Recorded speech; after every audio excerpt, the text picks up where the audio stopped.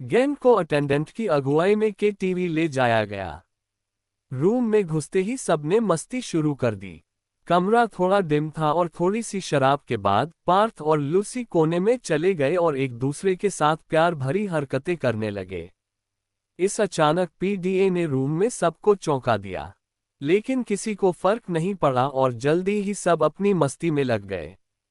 तीनों खूबसूरत लड़कियां गाना गा रही थीं और आयान को छोड़कर बाकी दो मस्किटियर्स अपने फोन में बिजी थे।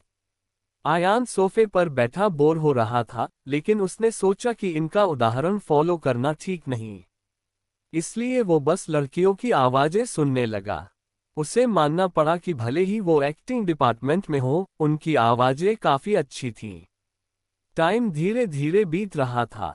थकने के बाद इन खूबसूरत लड़कियों को आराम करने का टाइम आया। पार्थ ने माइक पकड़ा और बोला, आज हमारे साथ आने के लिए तीनों खूबसूरत लड़कियों का ढेर सारा शुक्रिया। फिर उसने आयान की तरफ इशारा किया और बोला, ये मेरा दोस्त आयान है और ये अभी सिंगल है। अगर आप में से किसी का बॉयफ्रेंड नहीं है तो आप इसके साथ कॉन्टैक्ट डिटेल्स शेयर कर सकती हैं, एक दूसरे को जानने के लिए। कौन जानता है, शायद आप कपल बन जाएं। बाकी सब छोड़ो, मेरा दोस्त अपनी पार्टनर के लिए बहुत लॉयल है। ये सुनकर आयान को हंसी भी आए और रोना भी। ये मेरी तारीफ कर रहा है या मेरा मजाक उड़ा रहा है? वो तो बहुत लॉयल था। इतना लॉयल कि सानवी ने उसे डंप किया तो वो खून की उल्टी करके बेहोश हो गया।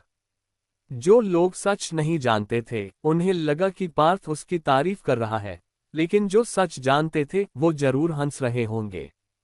पार्थ ने शायद आज रात को ज्यादा पी ली थी। पार्थ के बोलने के बाद वो खूबसूरत लड़कियों की प्रतिक्रिया का इंतजार करने लगा। उसे लूसी से पता चला था कि तीनों लड़कियों का कोई बॉयफ्रेंड नहीं है, इसलिए उसने ये किया।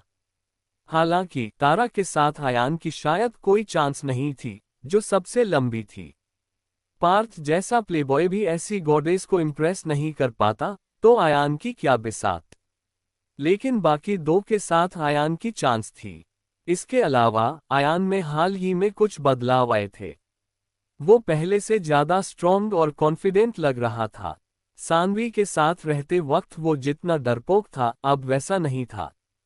कुल मिलाकर उसका डेमनर अब काफी अच्छा था। जब रोशनी और आरती ने पार्थ की बात सुनी तो उन्होंने कोई रिएक्शन नहीं दिया। उन्हें पता था कि चारों दोस्तों में से सिर्फ पार्थ ही अमीर घर से था, बाकी सब गरीब थे। उन्हें ये तब पता चला जब वो पार्थ की गाड़ी में आए। कौन सा अमीर लड़का दूसरों के साथ कारपूल करता है? क्या इसलिए कि रास्ता एक था और पेट्रोल बचा सकते थे? मजाक मत करो। क्या अमीर लड़के को इसकी परवाह होती है? भले ही आयान बाद में आया, लेकिन उसके सस्ते कपड़े देखकर एक नज़र में पता चल गया कि वो अमीर नहीं है। भले ही आयान हैंडसम और स्टाइलिश लगता हो, लेकिन क्या वो सिर्फ लुक से जिंदगी चला सकते थे? इसके अलावा वो पीयू यूनिवर्सिटी के एक्टिंग डिपार्टमेंट से थीं, तो उन्होंने ढेर सारे हैंडसम लड़के देखे थे। आयान वहां सिर्फ औसत ही माना जाता। वो अपनी जवानी ऐसे इंसान पर बर्बाद नहीं करना चाहती थी। दोनों ने कोई रिएक्शन नहीं दिया, लेकिन किसी और ने दिया। तारा को आयान के बारे में उत्सुकता थी। वो एक बड़ा आदमी था और गरीब बनने का नाटक कर रहा था, और वो इससे बहुत अच्छे से छुपा रहा था। उसके रूममेट्स को भी इसका अंदाजा नहीं था।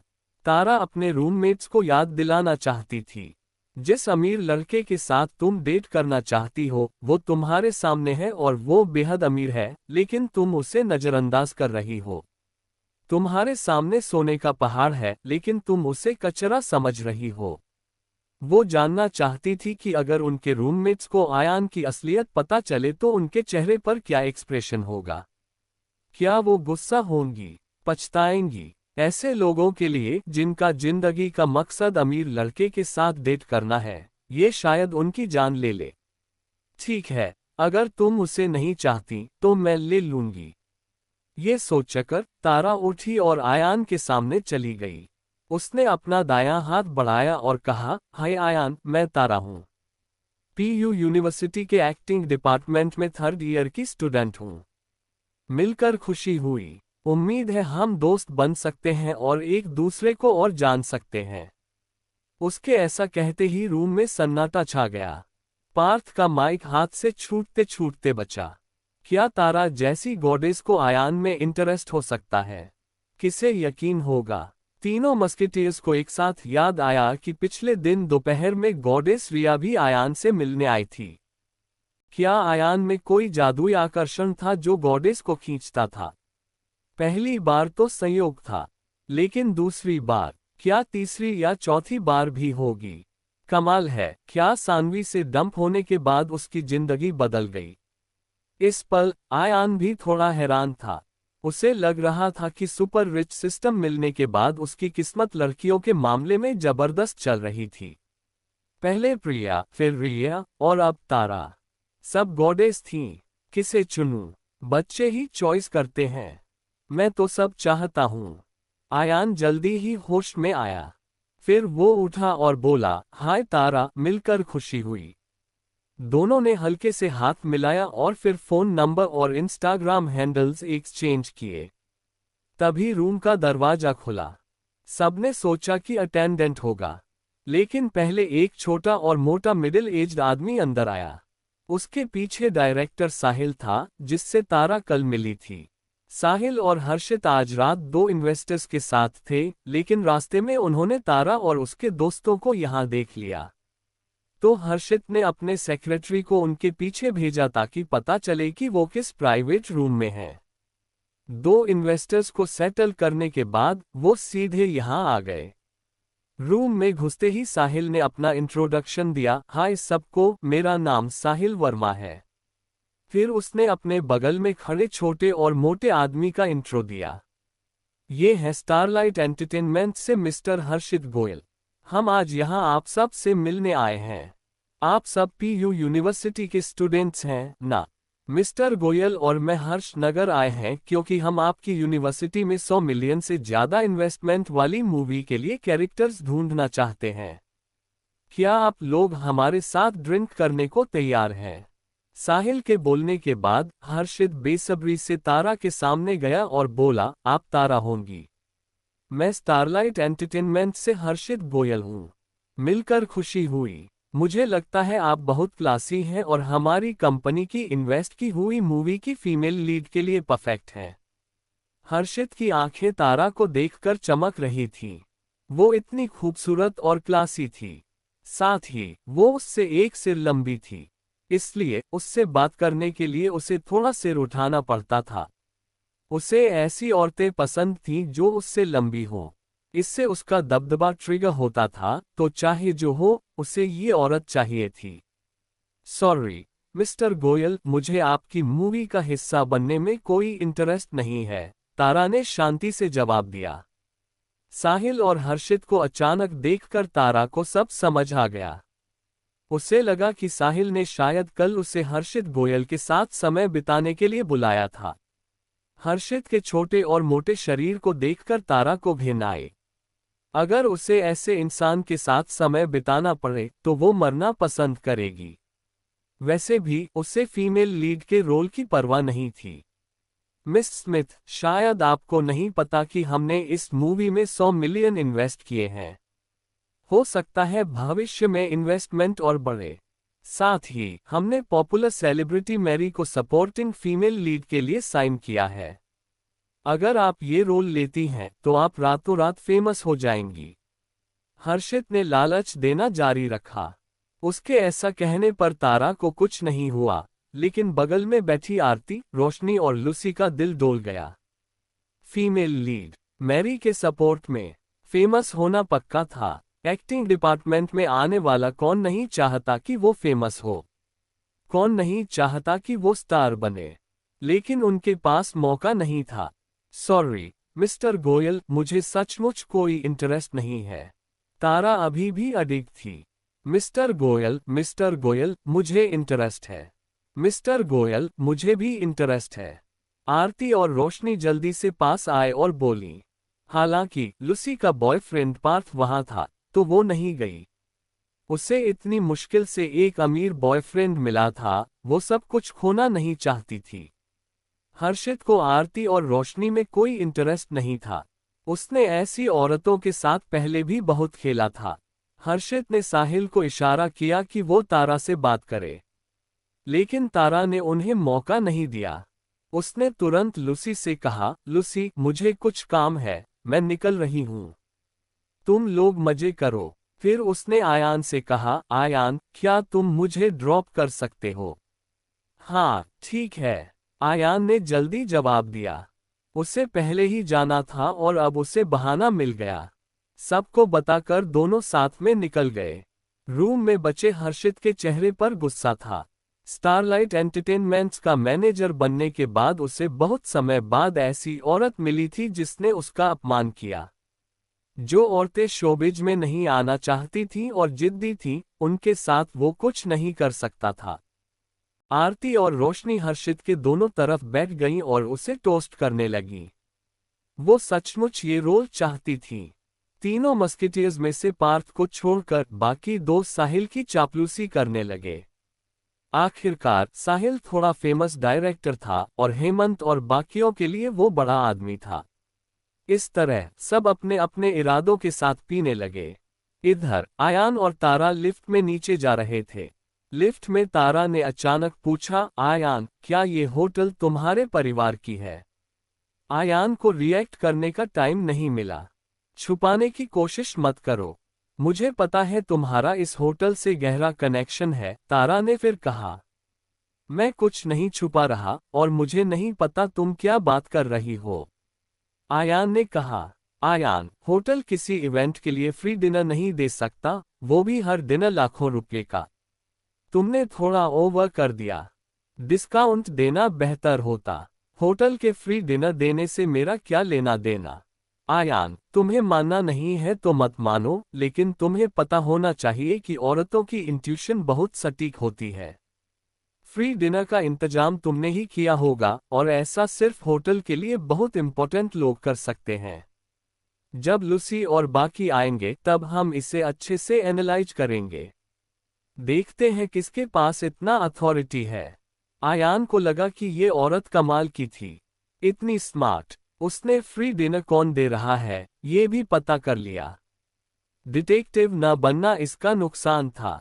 हालांकि उसे नहीं पता था कि तारा ने ये सिर्फ इसलिए कंफर्म किया क्योंकि उसने पिछले दिन होटल में घुसते वक्त अटेंडेंट्स को आयान की चापलूसी करते देखा था। ठीक है तारा, तुम जीत गई। फ्री डिनर मैंने ही अरेंज किया था। आयान को पता था कि वो अब छुपा नहीं सकता, तो उसने मान लिया। तुम्हारा होटल के साथ क्या रिश्ता है? तारा ने देखा कि आयान ने कबूल कर लिया, तो उत्सुकता से पूछा। जैसा तुमने कहा, मेरे परिवार की है ये होटल। तो तुम यंग मास्टर हो? हाँ, शायद। बुरा नहीं। आयान, मुझे नहीं पता था कि तुम सुपर अमीर लड़के हो। तारा, तुम भी तो कमाल हो। डायरेक्टर और इन्वेस्टर को मना कर दिया जब उन्होंने तुम्हें फीमेल लीड ऑफर की। मैं तुम जैसे सुपर अमीर लड़के जितनी अच्छी नहीं हूं। दोनों होटल से बाहर निकलते हुए बातें कर रहे थे। तारा, तुम्हें घर ड्रॉप करना है? आयान ने होटल के एंट्रेंस पर खड़े होकर पूछा। बिल्कुल, क्या तुम चाहते हो कि मैं कैब बुलाऊं? तारा ने उसे तरेरते हुए कहा। ठीक है। आयान ने कंधे उचकाए और अपनी मर्सिडीज जी क्लास मंगवाए। फिर उसने तारा को पीयू यूनिवर्सिटी ड्रॉप किया। तारा को ड्रॉप करने के बाद आयान यमुना इंटरनेशनल रेजिडेंस वापस आ गया। प्रिया सो चुकी थी। आयान ने सोचा कि प्रिया पिछले कुछ दिनों से बहुत थक गई होगी। होटल का हैंडओवर छोटी छोटी डिटेल्स में उलझा हुआ था। नहाने के बाद वो बिस्तर पर लेट गया। थोड़ी देर बाद उसने लैपटॉप ऑन किया और वेल स्ट्रीमिंग में लॉग इन किया। रिया स्ट्रीमिंग नहीं कर रही थी, न ही उसकी कजिन लिली। इसलिए आयान बस इधर उधर घूम रहा था, लेकिन उसका लेवल वाकई थोड़ा डरावना था। वो लेवल 1100 पर था। जो भी लेवल 1000 से ऊपर होता था, वो किंग कहलाता था। आयान ने कैजुअली एक गेम स्ट्रीम पर क्लिक किया। स्ट्रीम में घुसते ही एक 5 क्लॉड गोल्डन ड्रैगन उसकी स्क्रीन पर चक्कर लगाने लगा। फिर 4 गोल्डन शब्द उभरे। द किंग है अराइव्ड। ये एंट्री जबरदस्त थी। स्ट्रीम तुरंत धमाल मचा गई। वाह, लेजेंडरी मिस्टर लिल मैची आ गए। वेलकम मिस्टर लिल मैची। वेलकम मिस्टर लिल मैची। हम आपकी इज्जत करते हैं। प्लीज हमें गाइड करें। ये एक बहुत क्यूट लड़की थी जिसका नाम जैस्मिन था। जब उसने आयान को देखा जो लेवल 1000 से ऊपर का किंग था, वो एक कोने में छुप गई। फिर वो उठी और अपनी दोनों हाथों की छोटी उंगलियां उठाईं। इसके बाद उसने हल्के से घुटने मोड़े और धीरे से कहा, मेरे स्ट्रीम में वेलकम मिस्टर लिल मैची। आपके यहाँ आने से मुझे बहुत सम्मान मिला। ये सुपर बड़ा आदमी था तो उसे अच्छे से एंटरटेन करना था। क्यूट स्ट्रीमर की हरकतों ने आयान को हंसा दिया। पैसा सचमुच दुनिया घुमाता है। आयान ने तुरंत कमेंट किया, जैस्मिन गेम अच्छे से खेलो। अगर तुम जीती तो मैं तुम्हें सेलिब्रेशन में 666 सुपर रॉकेट्स दूंगा। जैस्मिन ने आयान का कमेंट देखा तो वो हैरान रह गई। अगर वो ये राउंड जीती तो ये उसके नॉर्मल टाइम के 100 या 1000 जीत से भी ज्यादा कीमती होगा। वो जल्दी से बैठी और गेम खेलना शुरू किया। खेलते हुए उसने कहा, मिस्टर लिल मैची, सपोर्ट के लिए थैंक्स। मैं जीतने के लिए पूरी कोशिश करूंगी। दर्शक जो ये देख रहे थे, उन्होंने कमेंट सेक्शन में स्पैम करना शुरू कर दिया। मिस्टर लिल मैची, तुम जबर हो। मिस्टर लिल मैची, तुम कमाल हो। मिस्टर लिल मैची, तुम वाकई बेमिसाल हो। तुम्हारा पैसा खर्च करने का अंदाज गजब है। जैस्मिन ने गेम में अपने कैरेक्टर को सावधानी से कंट्रोल किया। उसकी स्किल्स नॉर्मली ठीक थीं और वो 10 में से 8 राउंड जीत लेती थी। लेकिन उसे डर था कि वो हार न जाए। अगर वो हारी तो उसका 1 मिलियन रुपये का गिफ्ट चला जाएगा। इसलिए वो बहुत नर्वस थी। वो सारी मुश्किलों को पार करके जब सिर्फ 3 लोग बचे तो जैस्मिन ने राहत की सांस ली। अब उसे जीतना चाहिए। लेकिन तभी एक ग्रेनेड उसके पास आकर गिरा तो वो जल्दी से दूसरी साइड कूदी, लेकिन बहुत देर हो चुकी थी। धमाके के साथ जैस्मिन मर गई। उस पल जैस्मिन को किसी को मारने का मन हुआ। वो 1 मिलियन रुपये का गिफ्ट चख चुकी थी, लेकिन अब वो चला गया। जैस्मिन कंप्यूटर के सामने बहुत देर तक बैठी रही, बोल नहीं पाए। स्ट्रीम के दर्शकों ने भी अफसोस जताया। आयान को लगा कि उसकी स्किल्स ठीक थीं। उसे भी खेलने का मन हुआ तो उसने एक और कमेंट पोस्ट किया, जैस्मिन मेरे साथ क्यों नहीं खेलती। जैस्मिन आयान का कमेंट देखकर होश में आए। उसने जल्दी जवाब दिया, हाँ बिल्कुल। मिस्टर लिल मैची, आप कहाँ हैं? मैं आपको ढूंढ लेती हूँ। आयान ने गेम में एंट्री की और दोनों ने मिलकर नया राउंड शुरू किया। दोनों एक वैली में लैंड हुए और हथियार इकट्ठा करने लगे। जैस्मिन आयान के आसपास दौड़ती रही और सारे अच्छे इक्विपमेंट्स आयान को देती रही। आयान ने भी मना नहीं किया। सच कहें तो आयान इतना अच्छा नहीं था क्योंकि वो अक्सर खेलता नहीं था। लेकिन दोनों को बहुत लक था क्योंकि इस राउंड में कोई पावरफुल दुश्मन नहीं थे। आखिरकार जैस्मिन आयान को पीक तक ले गई और जीत गई। ये आयान की पहली जीत थी। भले ही वो गेमिंग में अच्छा नहीं था, लेकिन अजीब बात थी कि स्ट्रीम में कोई उसे गाली नहीं दे रहा था। उल्टा वो कह रहे थे कि वो अच्छा है। कौन इस तरह के बड़े आदमी को गाली देने की हिम्मत करता? क्या ऐसा इंसान जो स्ट्रीम्स पर करोड़ों खर्च कर सकता है, रियल लाइफ में बुरा होगा? अगर वो इस बड़े आदमी को गुस्सा दिला दें तो वो उन्हें कहीं भी ढूंढ लेगा। आयान का मूड अच्छा था तो उसने सुपर रॉकेट्स लॉन्च करना शुरू किया। लिल मैची ने स्ट्रीमर जैस्मिन को सुपर रॉकेट X1 दिया। लिल मैची ने स्ट्रीमर जैस्मिन को सुपर रॉकेट X666 दिया। जब सबको लगा कि ये खत्म हो गया, लिल मैची ने स्ट्रीमर जैस्मिन को सुपर रॉकेट X888 दिया। लिल मैची ने स्ट्रीमर जैस्मिन को सुपर रॉकेट X1314 दिया। आखिरकार सुपर रॉकेट्स की संख्या 1314 पर रुकी। ये 2 मिलियन से ज्यादा का था। वेल स्ट्रीमिंग की सबसे महंगी गेमिंग कंपेनियन की घोषणा हो गई। स्ट्रीमर ने यूजर के साथ द आइलैंड खेला और जीतने पर 2.5 मिलियन से ज्यादा का गिफ्ट मिला।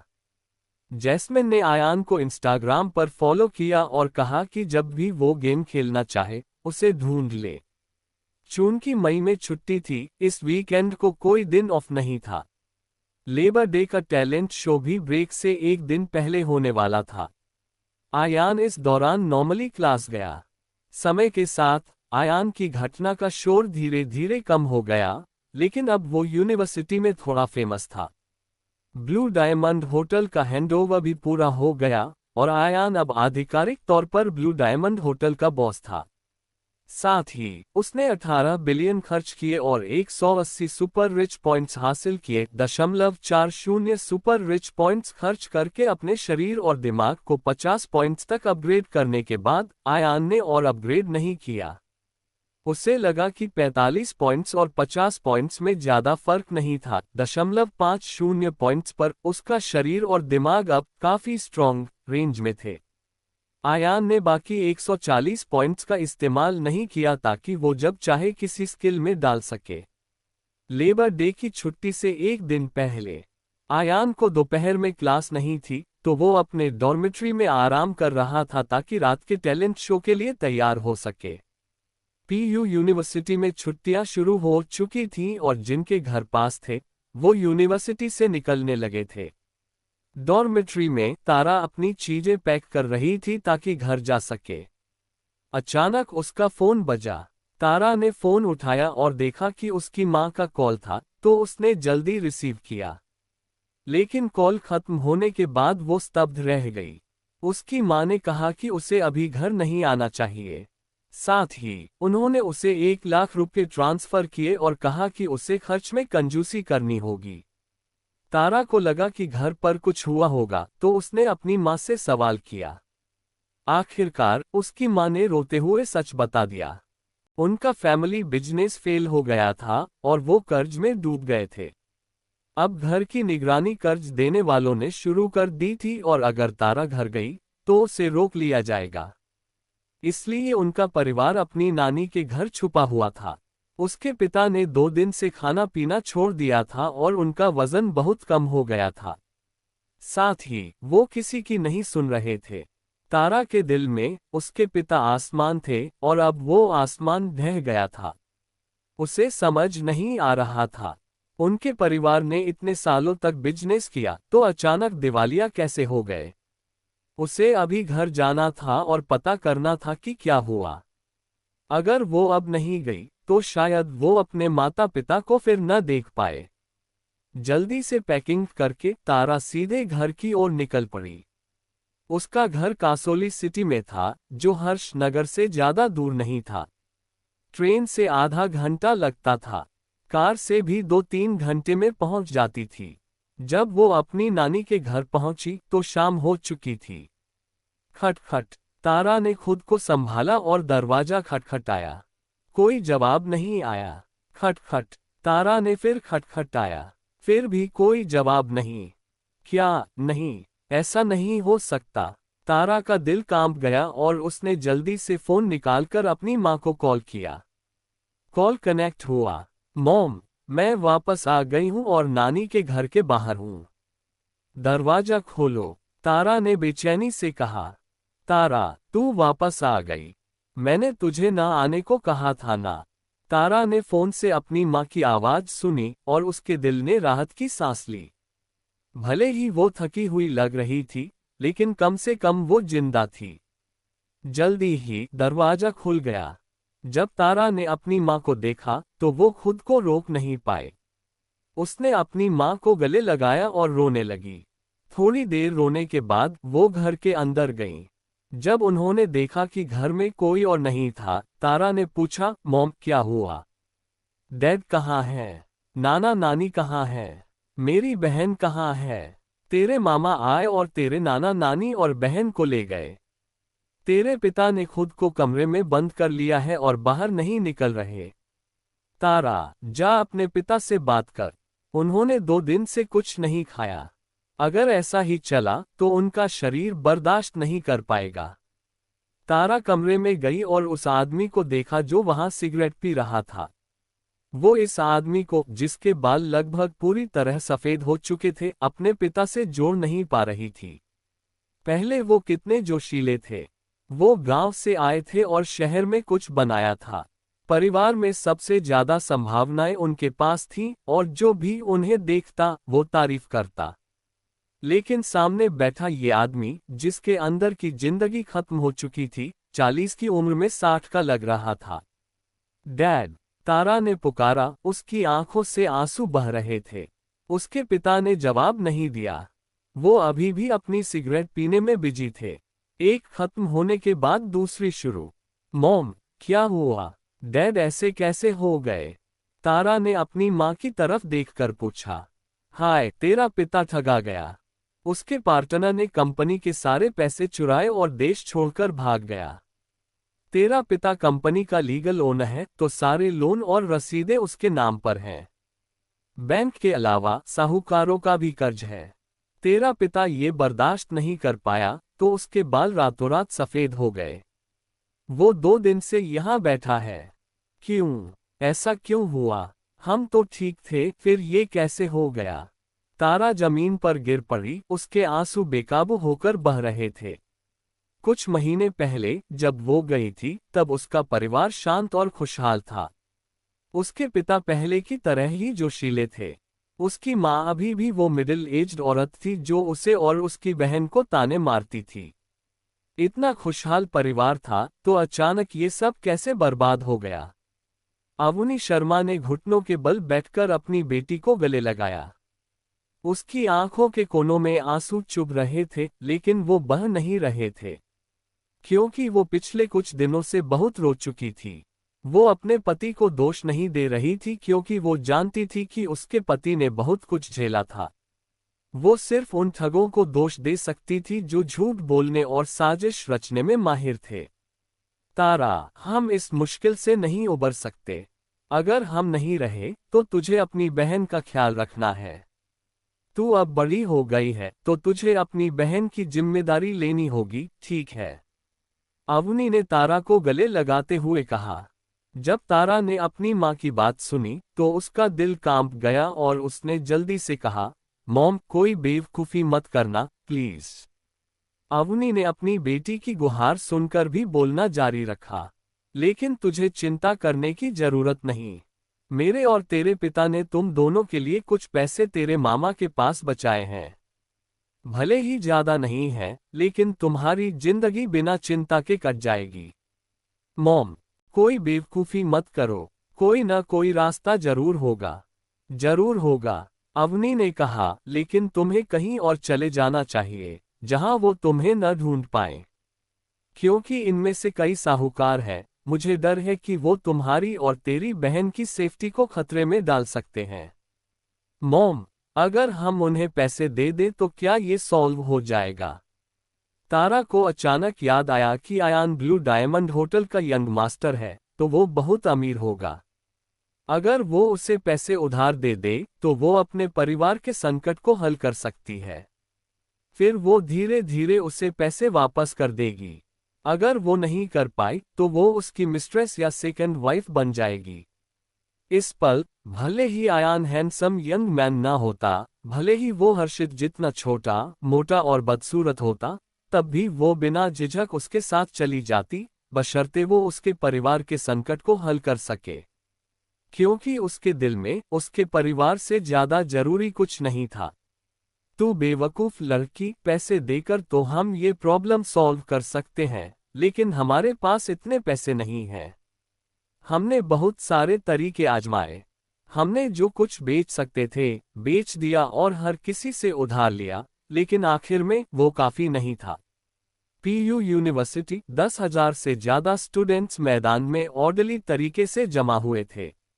लेबर डे टैलेंट शो जल्दी शुरू होने वाला था। पहले यूनिवर्सिटी के चांसलर ने स्पीच दी। फिर स्टूडेंट्स ने अपने परफॉर्मेंस शुरू किए। सिंगिंग, डांसिंग, स्किट्स, स्टैंड अप्स और मैजिक शोज जैसे तरह तरह के परफॉर्मेंस स्टेज पर पेश किए जा रहे थे। लेकिन इस वक्त आयान स्टेज पर परफॉर्मेंस नहीं देख रहा था। उसके टीचर ने उसे क्लासरूम में वापस बुलाया था। बिल्कुल, सिर्फ उससे ही नहीं, पूरी क्लास को बुलाया गया था। सब थोड़े कंफ्यूज्ड थे। टीचर ने इस वक्त बोला, एक इमरजेंसी है। चूंकि आभा बीमार है, वो स्टेज पर नहीं जा सकती। आप में से कौन पियानो बजा सकता है? प्लीज उसकी जगह लें। आपको अच्छा होने की जरूरत नहीं, बस डील कर लें। सबने अपनी नजरें आभा की तरफ घुमाईं। वाकई आभा के गाल, जो पहले गुलाबी थे, अब बहुत पीले पड़ गए थे। थोड़ी देर इंतजार करने के बाद जब कोई वॉलंटियर नहीं आया, उसने कहा, अगर कोई ये टास्क लेता है तो मैं भविष्य में उनकी छुट्टियों को अप्रूव कर दूंगी, चाहे कोई भी वजह हो। जब टीचर ने ये कहा तो कुछ लोग हिले, लेकिन पियानो बजाना एक नाजुक काम था।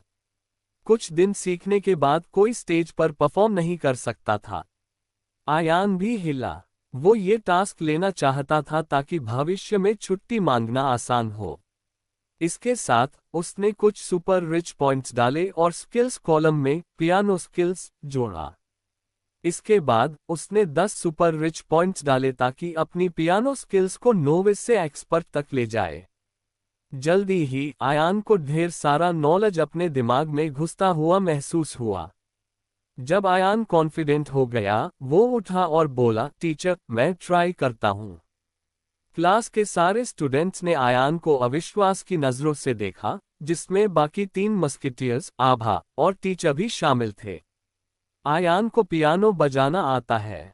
मजाक मत करो। यूनिवर्सिटी के दिनों में जब भी ब्रेक होता था, वो पार्ट टाइम जॉब करता था या पार्ट टाइम जॉब्स के लिए अप्लाई करता था। उसे पियानो सीखने का टाइम कहाँ से मिला होगा? तुम्हें आता है? टीचर ने हिचकिचाते हुए पूछा। हाँ, मैंने पार्ट टाइम जॉब करते वक्त सीखा था। तुम पूरा गाना बजा सकते हो? टीचर ने फिर पूछा। बिल्कुल, ठीक है। चूंकि कोई और वॉलंटियर नहीं कर रहा, तुम ट्राई करो। याद रखो, आराम से और कोई गलती मत करना। इस वक्त दिनकर उठा और दर्द भरे चेहरे के साथ बोला, टीचर, मुझे भी अच्छा नहीं लग रहा। हमें आयान को सोलो जाने देना चाहिए। वो आयान के साथ शर्मिंदगी नहीं उठाना चाहता था। उसे यकीन नहीं था कि आयान जैसे गरीब को पियानो बजाना आता होगा। क्या बेहतर नहीं होगा कि वो जल्दी इससे निकल जाए और स्टेज के नीचे बैठकर आयान का मजाक उड़ाए? जब क्लास के स्टूडेंट्स ने दिनकर को दर्द का नाटक करते देखा, तो वो हंसना चाहते थे। टीचर ने भी ये देखा, लेकिन उसने दिनकर को एक्सपोज नहीं किया। इसके बजाय उसने आयान से पूछा, आयान, क्या तुम अकेले कर सकते हो? बिल्कुल, आयान ने जवाब दिया। वो नहीं चाहता था कि दिनकर उसके साथ स्टेज पर जाए। एक मर्द के साथ काम करने का क्या मतलब था? हालांकि उसे लगा कि सिर्फ पियानो बजाना थोड़ा बोरिंग था, तो उसने 30 सुपर रिच पॉइंट्स और खर्च किए ताकि अपनी लिरिक राइटिंग, सॉन्ग कंपोजिशन और सिंगिंग स्किल्स को एक्सपर्ट तक अपग्रेड कर सके। अब वो तैयार था। मामला सेटल हो गया तो सब मैदान में शो देखने वापस चले गए। इस दौरान आयान बैकस्टेज अपनी बारी का इंतजार कर रहा था। कासोली सिटी, तारा की नानी का घर। मॉम, डैड, मेरा एक दोस्त है जो ब्लू डायमंड होटल का यंग मास्टर है। तुम्हें वो होटल पता है ना? वो 8 स्टार होटल है और शिमला प्रांत का सबसे हाई एंड और लग्जरी होटल है। उस जगह की वैल्यू बहुत ज्यादा है। अगर वो हमारी मदद करने को तैयार हो गया, तो हम इस संकट से निकल सकते हैं। तारा अपने माता पिता को शांत करने की पूरी कोशिश कर रही थी। जब तक उम्मीद थी, वो हार नहीं मान सकते थे। जब अमृत शर्मा ने अपनी बेटी की बात सुनी, तो वो आखिरकार पलटा और तारा और उसकी मां को ऐसी आंखों से देखा जो अब बेजान नहीं थी। शिमला प्रांत का होने और पहले सैकड़ों मिलियन की नेटवर्थ वाला बड़ा बॉस होने के नाते वो ब्लू डायमंड होटल को कैसे नहीं जानता। उसने वहां पहले एक बहुत इंपॉर्टेंट क्लाइंट से मुलाकात भी की थी। होटल की मार्केट वैल्यू अब कम से कम 15 बिलियन थी। अगर जैसा उसकी बेटी ने कहा, तो ये शायद उसे इस मुश्किल वक्त से निकाल सकता था। अगर वो साहूकारों और बैंकों का कर्ज चुका दे और अपनी कंपनी पर लगी पाबंदी हटा ले, तो अपनी काबिलियत से वो वापसी कर सकता था। अगर ये मुमकिन था, तो वो अपने खुशहाल परिवार को क्यों छोड़ना चाहेगा? सच में अमृत ने कर्कश आवाज में पूछा। ये 2 दिन में उसने पहली बार बोला था। सच में? सच में? तारा ने अपने आंसू पोंछते हुए कहा जब उसने देखा कि उसके पिता आखिरकार बोल रहे हैं। जब अवनी ने देखा कि उसका पति आखिरकार बोल रहा है तो उसने भी राहत की सांस ली। लेकिन अगर उसके पास ये काबिलियत भी है तो वो हमारी मदद क्यों करेगा? तू तो उसकी सिर्फ क्लासमेट है। हमें करीब 100 मिलियन चाहिए। क्या तू सचमुच उसे इतना उधार देने के लिए मना सकती है? अमृत ने पूछा। 100 मिलियन। जब तारा ने ये नंबर सुना तो वो और ज्यादा हैरान रह गई। उसे लगा था कि उसके परिवार पर कुछ मिलियन का कर्ज होगा तो आयान के सुपर अमीर स्टेटस के साथ उसे शायद इस अमाउंट की परवाह नहीं होगी। लेकिन उसे नहीं पता था कि वो 100 मिलियन के कर्ज में है। 100 मिलियन। भले ही आयान सुपर अमीर लड़का हो, क्या वो इतना कैश एक बार में निकाल सकता है? शायद उसका परिवार निकाल सकता हो, लेकिन वो तो सिर्फ एक स्टूडेंट है। उसका परिवार उसे इतने पैसे उधार देने की इजाजत नहीं देगा, वो भी किसी ऐसे को जिसे वो कुछ ही दिन से जानता है। अब क्या करे? अब क्या करे? नहीं, उसने अपने माता पिता को अभी अभी उम्मीद दी थी तो वो उन्हें सच नहीं बता सकती थी। डैड, आयान मुझे पैसे उधार देगा क्योंकि वो मेरा बॉयफ्रेंड है। हम पिछले 6 महीने से साथ हैं। मुझे डर था कि तुम कहोगे कि मैं अभी छोटी हूं, इसलिए मैंने तुम्हें नहीं बताया। अमृत और अवनी हैरान रह गए। उनके दिल का आखिरी शक भी खत्म हो गया। उन्हें अजीब नहीं लगा कि उनकी बेटी को इतना शानदार बॉयफ्रेंड मिला। वो अपनी बेटी पर बहुत कॉन्फिडेंट थे। लेकिन अमृत के दिल में एक और सवाल था। क्या ये उसकी बेटी का झूठ था जो उसे तसल्ली देने के लिए बोला गया था? शायद। तो अमृत ने कहा, उसे अभी कॉल कर और देख कि क्या तू उससे इतना उधार ले सकती है। तारा का दिल सिकुड़ गया। उसने कहा, डैड, मैं उसे कल कॉल करूंगी। तुम कुछ खा लो, मुझे भी भूख लगी है। बिजनेस की दुनिया में सालों बिताने वाले अमृत ने अपनी बेटी के बिहेवियर में हल्का सा फर्क नोटिस कर लिया। जैसा मैंने सोचा, अमृत ने सांस छोड़ी। ये उसकी बेटी की टालमटोल की रणनीति थी। इस वक्त अवनी ने कुछ कहा। तारा, उसे कॉल कर। अगर हम पैसे उधार ले सकते हैं तो तेरा पिता तैयारी कर सकता है। अगर नहीं ले सकते तो हमें तुझे और तेरी बहन को सेटल करना होगा। वरना मेरे और तेरे पिता को मरने के बाद भी चैन नहीं मिलेगा। तारा के पास कोई चारा नहीं था। उसने फोन निकाला और आयान का नंबर ढूंढकर उसे कॉल किया। भले ही वो अब निराश हो चुकी थी, फिर भी उसे चमत्कार की उम्मीद थी। PU university. आयान बैकस्टेज अपनी बारी का इंतजार कर रहा था। अचानक उसका फोन बजा। जब उसने फोन निकालकर देखा तो तारा का कॉल था। ये लड़की उसे क्यों कॉल कर रही थी? हालांकि वो उत्सुक था, फिर भी उसने कॉल रिसीव किया। हेलो मिस तारा स्मिथ, मैं आपकी क्या मदद कर सकता हूँ? फोन के दूसरी तरफ जब अमृत ने आयान को अपनी बेटी को मिस तारा स्मिथ कहते सुना तो उसकी आखिरी उम्मीद भी खत्म हो गई। कोई लड़का अपनी गर्लफ्रेंड को ऐसे नहीं बुलाता। लेकिन तारा को इन छोटी डिटेल्स की परवाह नहीं थी।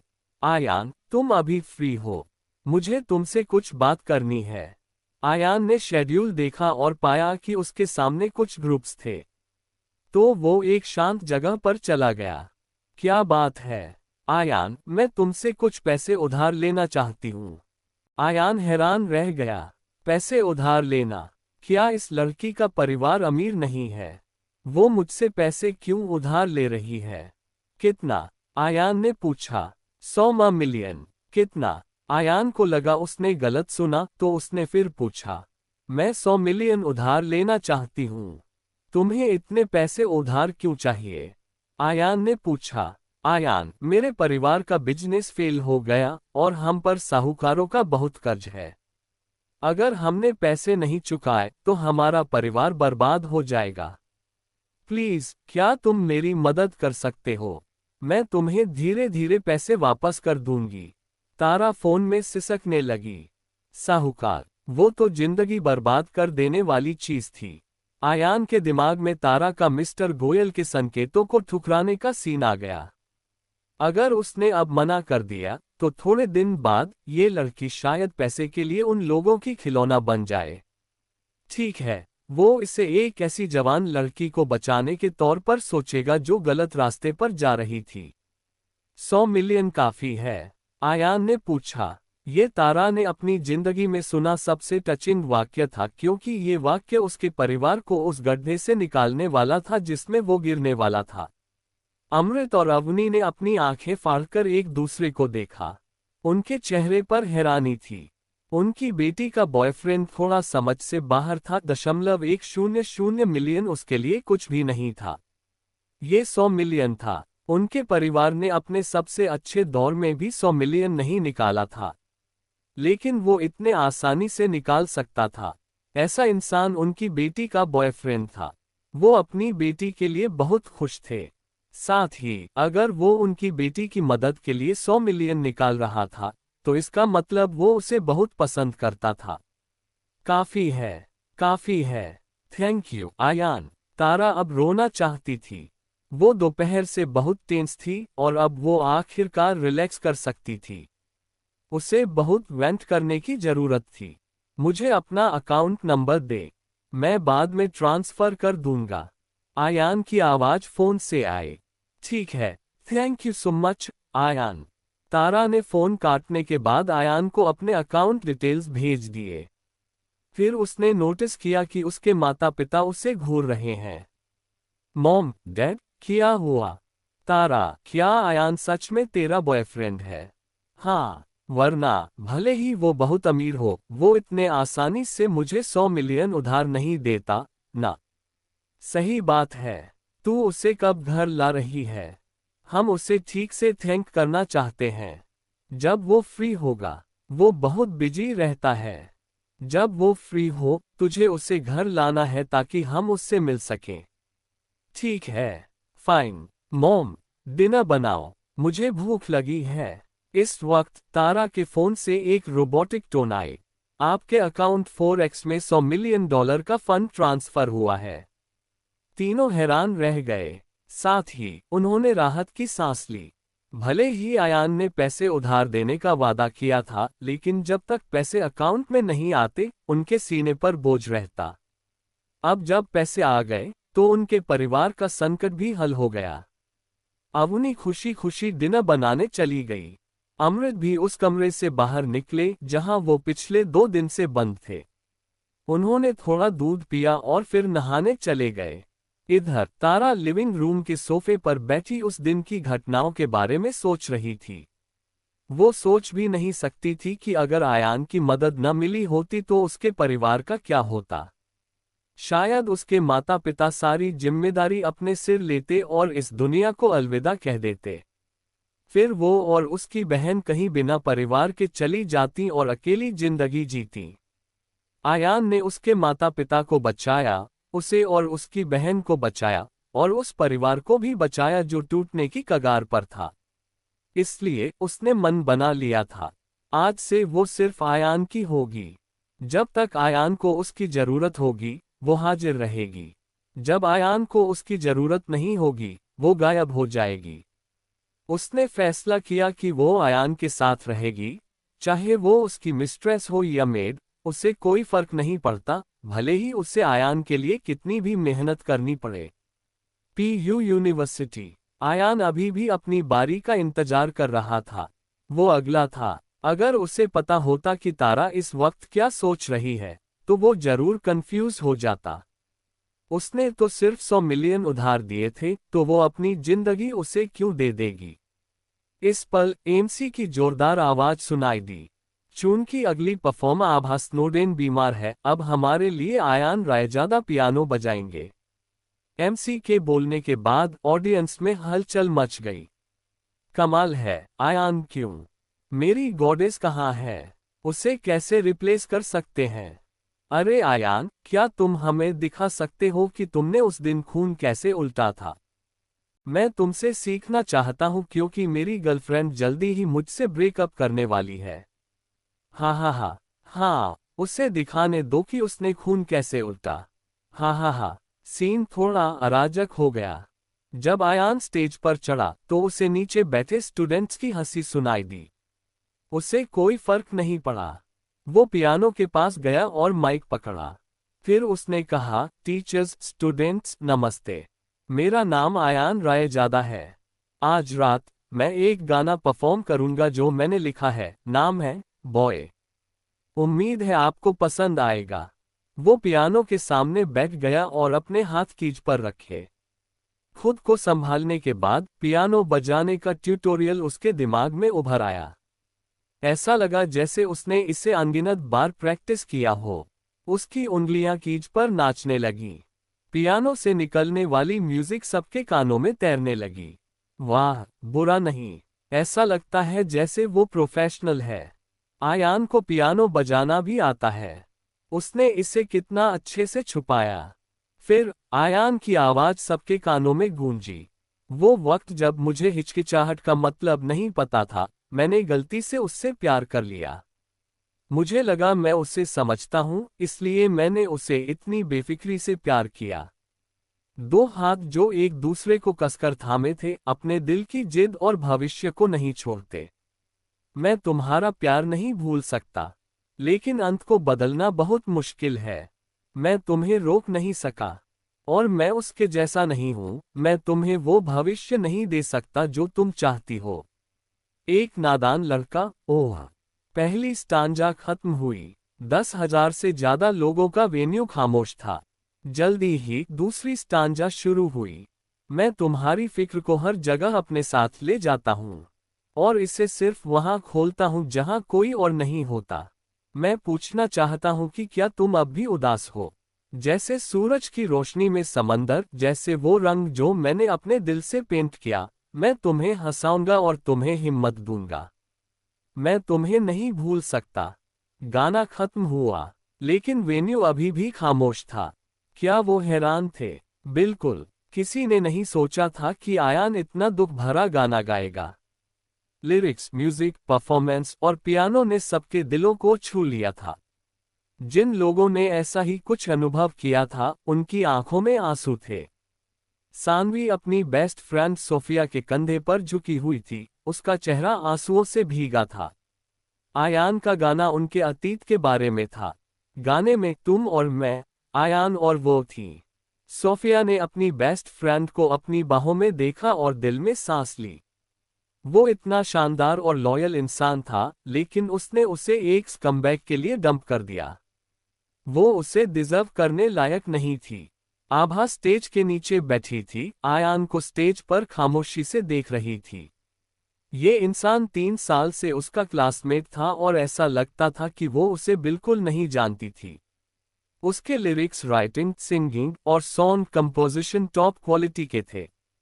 सबसे जरूरी बात, उसने खुद ये अनुभव किया था, इसलिए उसने इतने टचिंग लिरिक्स लिखे। एक शानदार इंसान रात में जुगनू की तरह होता है। वो हमेशा आंखों को चकाचौंध करता है। आभा सोच रही थी कि क्या आयान का ब्रेकअप उसे ट्रिगर कर गया, जिसके चलते उसने अपनी छुपी हुई साइड दिखाई। उसके पास और कितने राज थे? आभा को अब और उत्सुकता हो रही थी। इधर रिया थोड़ा डाउन फील कर रही थी। उसे हैरानी नहीं थी कि आयान इतना शानदार था। क्या मजाक है? क्या ऐसे बड़े लोग बिना किसी कल्चर के होंगे? लेकिन क्या आयान ने नहीं कहा था कि वो लो प्रोफाइल रखना चाहता है? क्या ये लो प्रोफाइल था? अच्छा, अब उसके ढेर सारे कॉम्पिटिटर्स होंगे। रिया को बाकियों की परवाह नहीं थी, लेकिन उसे आभा से खतरा महसूस हो रहा था, जो आयान की क्लासमेट थी। नहीं, उसे जल्दी से आयान को पक्का करना होगा, इससे पहले कि सबको आयान की असलियत पता चले। वरना वो इतने अच्छे इंसान को मिस कर देगी। यूनिवर्सिटी के म्यूजिक टीचर्स अब आयान को ऐसे देख रहे थे जैसे वो कोई कीमती खजाना हो। उन्होंने इस स्टूडेंट की इतनी म्यूजिकल टैलेंट को पहले नहीं खोजा था। पता नहीं किसने पहले ताली बजाए। फिर एक के बाद एक 10,000 से ज्यादा लोग एकदम से जोरदार तालियां बजाने लगे। आयान उठा और ऑडियंस को झुककर सलाम किया, फिर स्टेज से उतर गया। आज रात वो सबसे चमकदार इंसान बनने वाला था। चंद्रा नगर। ये एक समुद्र के किनारे का शहर था। हर्षनगर, जो अंदरूनी इलाके में था, की तुलना में ये हर मामले में कहीं ज्यादा एडवांस था। इस वक्त आयान हर्षनगर से चंद्रानगर जाने वाली फ्लाइट में अपनी आंखें बंद करके आराम कर रहा था। उसके पीछे एक खूबसूरत और लंबी स्टुअर्डेस थी, जो उसके कंधों की मसाज कर रही थी। वो सुपर लग्जरी फर्स्ट क्लास में बैठा था। न सिर्फ उसका अपना रूम था और दुनिया के सबसे शानदार खाने की सुविधा थी, बल्कि उसे एक स्टुअर्डेस भी दी गई थी जो उसकी एक एक जरूरत का ख्याल रखे। चून की सर्विस शानदार थी, जाहिर है कीमत भी आसमान छूती थी। ये इकोनॉमी क्लास की कीमत से 50 गुना ज्यादा थी। ये वो चीज नहीं थी जो आम इंसान एंजॉय कर सकता था। मिस्टर रायजादा, आपको कुछ खाना या ड्रिंक चाहिए? जिया ने आयान के कंधों की मसाज करते हुए पूछा। वो 1 घंटे से मसाज कर रही थी। उसके हाथ अब दर्द कर रहे थे, लेकिन चूंकि आयान ने उसे रुकने को नहीं कहा, वो रुकने की हिम्मत नहीं कर पाए। इसके बजाय उसने पूछा कि क्या आयान कुछ खाना चाहता है। जिया इस एयरलाइन के सुपर लग्जरी फर्स्ट क्लास की स्टुअर्डेस थी। यहाँ की स्टुअर्डेस बिजनेस क्लास या इकोनॉमी क्लास की स्टुअर्डेस से अलग थी। क्योंकि वो फर्स्ट क्लास के गेस्ट्स को 1-on-1 सर्व करती थी, काम आसान था और उनकी सैलरी बाकी 2 केबिन की स्टुअर्डेस की तुलना में कहीं ज्यादा थी। इस जॉब की हर मामले में बहुत हाई डिमांड थी। आखिरकार जो लोग सुपर लग्जरी फर्स्ट क्लास में बैठ सकते थे, वो निश्चित रूप से नए नवेले अमीर लोग थे। वो इस केबिन की इंचार्ज बने हुए उसे 1 महीना भी नहीं हुआ था। पिछली स्टुअर्डेस, जो इस केबिन की इंचार्ज थी, ने एक अमीर आदमी को पकड़ लिया और बाद में इस्तीफा देकर अमीर पत्नी की जिंदगी जीने चली गई। उनके जॉब का टर्नओवर बहुत हाई था, क्योंकि आप कभी नहीं जानते थे कि उनकी कोई सहकर्मी कब किसी अमीर आदमी के साथ चली जाएगी। इसलिए उनके पास ढेर सारे रिजर्व पर्सनल भी थे और हर दिन वो प्लेन पर काम करने की उम्मीद करते थे। जैसे ही वो ट्रेनिंग क्लास में घुसते थे, उन्हें long term labour contract sign करना पड़ता था। अगर वो इस्तीफा देते थे तो उन्हें बहुत सारा पैसा खोना पड़ता था, जो कंपनी ने उनकी ट्रेनिंग में इन्वेस्ट किया था। फिर भी हर साल ढेर सारी स्टुअर्डेस इस्तीफा देती थीं। इस्तीफा देने के बाद कुछ की जिंदगी अच्छी हो जाती थी और कुछ की नहीं। जिया ने कभी किसी अमीर लड़के को डेट करने के बारे में नहीं सोचा, वो बस इस जॉब को संभालना चाहती थी। मिस्टर रायजादा, जिया ने फिर पुकारा जब आयान ने जवाब नहीं दिया। आयान इस वक्त गहरी नींद में सो रहा था। मिस्टर रायजादा, जिया ने फिर पुकारा। आयान अभी भी जवाब नहीं दे रहा था। जब जिया ने नोटिस किया कि आयान सो गया है, उसने राहत की सांस ली और मसाज करना बंद कर दिया। फिर उसने धीरे से दरवाजा बंद किया और बाहर चली गई। आधे घंटे बाद, मिस्टर रायजादा, जिया की आवाज फिर आयान के कान के पास गूंजी। आयान धीरे धीरे जागा। मिस्टर रायजादा, हम चंद्रानगर पहुंच गए हैं। हुँ, इतनी जल्दी? आयान ने उबासी लेते हुए पूछा।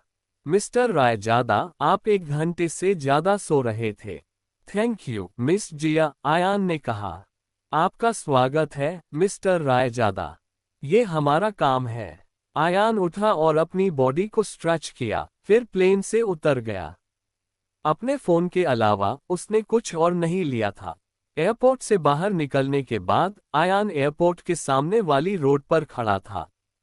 प्लेन में चढ़ने से पहले उसने दीपक को कॉल किया था।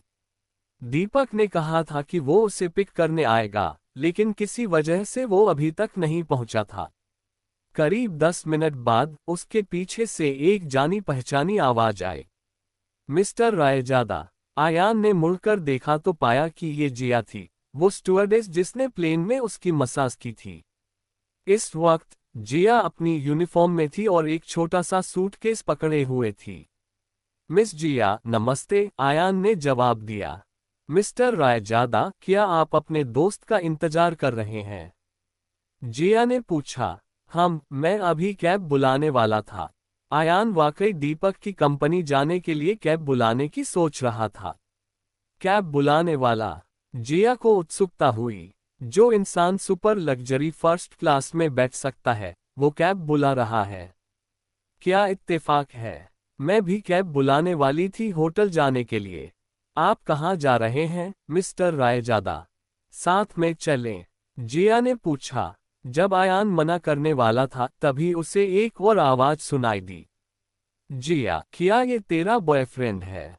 जिया से कुछ साल बड़ी एक स्टुअर्डेस अपने सूटकेस के साथ पास आए। प्लीज गलत मत समझिए मिस जोशी, ये मिस्टर रायजादा हैं। ये उस केबिन में थे जिसके लिए मैं रिस्पॉन्सिबल थी, जिया ने समझाया। जिया, तुम्हें अपनी आंखें खुली रखनी चाहिए जब तुम मर्द ढूंढ रही हो। कुछ लोग सिर्फ अमीर बनने का नाटक करते हैं और फर्स्ट क्लास में उड़ान भरते हैं ताकि तुम जैसे न्यूकमस को धोखा दे सकें। हमारी क्रू में कई लड़कियां धोखा खा चुकी हैं। मिस जोशी, ऐसा नहीं है जैसा आप सोच रही हैं। मुझे पता है तुम जैसे जवान लोग हमेशा हैंडसम लड़कों को बॉयफ्रेंड बनाना चाहते हो। जब तुम थोड़ी बड़ी हो जाओगी तब तुम्हें पता चलेगा कि अच्छा लुक्स बिल नहीं चुका सकता। तुम्हें ऐसा इंसान ढूंढना चाहिए जो प्रैक्टिकल हो, तुम्हारे लिए अच्छा हो और जिसके पास पैसा हो। मुझ पर भरोसा करो, मैं तुमसे झूठ नहीं बोलूंगी। आयान ने मिस जोशी की तरफ देखा जिसके चेहरे पर मोटा मेकअप था। क्या इस औरत को दिमागी बीमारी थी या वो मेनोपॉज से गुजर रही थी? मैं तो यहाँ अपनी गाड़ी का इंतजार कर रहा हूँ, मैंने तुम्हारा क्या बिगाड़ा? वो कुछ कहने ही वाला था कि बीप, एक रेंज रोवर उनके सामने रुकी। मेरा बॉयफ्रेंड आ गया। जिया, क्या तुम्हें तुम्हारे डेस्टिनेशन तक छोड़ दें? मिस जोशी ने बनावटी तरीके से पूछा। इस वक्त दरवाजा खुला और उन्होंने किसी को गाड़ी से उतरते देखा। जब आयान ने मिस जोशी के बॉयफ्रेंड को देखा तो उसे अब जवाब देने का मन नहीं रहा। ये आदमी सिर्फ 160 सेमी लंबा था और करीब 108 किलो का था।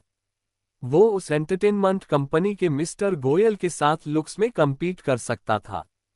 साथ ही वो गंजा भी हो रहा था, तो आयान ने सोचा कि वो 40 से 50 साल का होगा। कोई आश्चर्य नहीं कि वो जैसे ही यहाँ आए उसने जिया को ताने मारना शुरू कर दिया। वो निश्चित रूप से जिया से जल रही थी। ठीक है मिस जोशी, हम कैब बुला लेंगे, जिया ने कहा। क्या वो अभी फर्स्ट क्लास में नहीं था? उसे कैब क्यों बुलानी पड़ रही है? जिया, जब तुम धोखा खाओगी तो मत कहना कि मैंने तुम्हें चेतावनी नहीं दी। इस वक्त उन्हें गड़गड़ाहट की आवाज सुनाई दी। देखो वो गाड़ी कितनी शानदार है। कमाल, कितनी कूल स्पोर्ट्स कार है। मैं तो इसे सपने में भी देखता हूँ। फिर दो चमकदार स्पोर्ट्स कारें रेंज रोवर के पीछे रुकी। जब दरवाजा खुला तो दीपक गाड़ी से उतरा। फिर वो सीधे आयान के पास चला गया। आयान, सॉरी यार, लेट हो गया। कुछ काम निपटाना था। ये तेरी गाड़ी की चाबी। दीपक ने बोलने के बाद चाबियां आयान की तरफ उछाल दी। आयान ने चाबियां पकड़ी और दीपक को गले लगाया। कोई बात नहीं दीपक, मुझे शर्मिंदगी हो रही है कि मैंने तुम्हें अपने बिजी शेड्यूल से टाइम निकालने को कहा। बस अब औपचारिकताएं छोड़, जा अपनी गाड़ी देख। इस गाड़ी ने 3 साल में 300 किलोमीटर से भी कम चली है, तो ये नई जैसी है, दीपक ने आयान के कंधे पर हाथ रखकर कहा। आयान अपनी बुगाटी वेरॉन के पास गया और उसने गाड़ी को छुआ। ये शानदार थी और इसका फील किसी औरत के शरीर से भी बेहतर था। ये कितनी कूल थी, इतनी स्टाइलिश। अगर वो इसे यूनिवर्सिटी ले गया तो वो उन बेवकूफों की आंखें फोड़ देगा। दीपक, ये गाड़ी जबरदस्त है, मुझे बहुत पसंद आई। अच्छा है, चल गाड़ी में बैठ, मैं तुझे एक जगह ले चलता हूँ, तेरा ढंग से वेलकम करूंगा। तो आज मैं तेरे इंतजामों के हवाले हूँ। इस वक्त पीछे पार्क की गई दूसरी चमकदार गाड़ी से एक आदमी उतरा। वो आदमी दीपक के सामने आया और उसे चाबियों का एक सेट दिया। मिस्टर श्रीवास्तव, ये आपकी गाड़ी की चाबी। लक्ष्य, तुम कैब बुलाकर कंपनी वापस जाओ, दीपक ने कहा। ठीक है mister Srivastava. Ayaan Bugatti Veyron के पास खड़ा था और गाड़ी में बैठने वाला था। अचानक उसने जिया को रोड के किनारे हैरान खड़े देखा। मिस जिया, तुम कहाँ जा रही हो? क्या मैं तुम्हें ड्रॉप कर दूं? आयान ने जिया से पूछा। कोई बात नहीं मिस्टर रायजादा, मैं आपको परेशान नहीं करना चाहती। मैं कैब बुला लूंगी, जिया ने जवाब दिया। बैठो, आयान ने कहा और बुगाटी वेरॉन की ड्राइवर सीट पर बैठ गया। जिया ने हिचकिचाते हुए गाड़ी के पास जाकर पैसेंजर सीट पर बैठ गई। गाड़ी में बैठने के बाद आयान ने पीछे वाली गाड़ी में बैठे दीपक को कॉल किया और कहा कि उसे किसी को कहीं ड्रॉप करना है। चूंकि जिया का डेस्टिनेशन रास्ते में था, दीपक आगे चलकर आयान को लीड करने लगा। 2 सुपर कूल स्पोर्ट्स कारें हल्की गड़गड़ाहट के साथ एयरपोर्ट से गायब हो गईं। मिस जोशी ने दूर जाती स्पोर्ट्स कारों को देखा और उसका चेहरा थोड़ा उदास हो गया। ये थप्पड़ उसके चेहरे पर इतनी जल्दी पड़ा था कि उसे रिएक्ट करने का टाइम ही नहीं मिला। जब उसने अपने उस मिलियनेयर बॉयफ्रेंड को देखा, जिस पर उसे अभी तक गर्व था, तो उसे अचानक लगा कि वो इतना खास नहीं है। दूर से कुछ और स्टुअर्डेस ने ये सब देखा। तुम लोगों ने देखा? जिया उस स्पोर्ट्स कार में बैठ गई। क्या तुम लोगों ने फोटो ली? उस गाड़ी को सर्च करो। मैंने पहले कभी नहीं देखी। मैंने ली और सर्च कर रही हूं। अरे बाप रे, ये तो latest limited edition Bugatti Veyron है। दुनिया में सिर्फ 8 है और मार्केट प्राइस 60 मिलियन है। क्या 60 मिलियन? ये तो बहुत ज्यादा है। और भी हैरानी की बात है, वो 3 साल पहले की कीमत थी, अब ये 80 मिलियन तक पहुंच गई है। हाय, जिया को शुरू हुए बस 1 महीना हुआ है। उसने इतना जवान, हैंडसम और लोडेड अमीर लड़का कैसे पकड़ लिया? मुझे ऐसा क्यों नहीं मिलता? जिया को उसके होटल तक ड्रॉप करने के बाद आयान दीपक के साथ लेक हॉट क्लब गया। लेक हॉट क्लब चंद्रा नगर का सबसे हाई एंड क्लब था और इसे एक मैन मेड झील के सेंटर में बनाया गया था। खूबसूरत नज़ारे के अलावा यहाँ अमीरों के लिए हर तरह के गेम्स थे, जिसमें गोल्फ कोर्स और रेस्ट्रैक शामिल थे। दीपक आयान को गोल्फ कोर्स ले गया। लाउंज में 7-8 लोग, जो 20 या 30 की उम्र के थे, बातें कर रहे थे। बाहर एक मर्द और औरत गोल्फ खेल रहे थे। मर्द ने औरत को पीछे से अपनी बाहों में लिया हुआ था और उसके हाथ औरत के हाथों को पकड़े थे, जैसे वो उसे सिखा रहा हो। मैं आप सबका इंट्रो करवाता हूँ। ये मेरा दोस्त आयान रायजादा है। वो अभी पीयू यूनिवर्सिटी में पढ़ता है, दीपक ने लाउंज में बैठे लोगों से कहा। फिर उसने आयान से कहा, आयान, ये एससीसी के मेंबर्स हैं। वहां बैठे लोगों ने आयान की तरफ एक नजर डाली और ज्यादा ध्यान नहीं दिया। वो बहुत जवान था आखिर। श्रीवास्तव, तुमने हमें यहां सिर्फ इस आयान से मिलवाने के लिए बुलाया?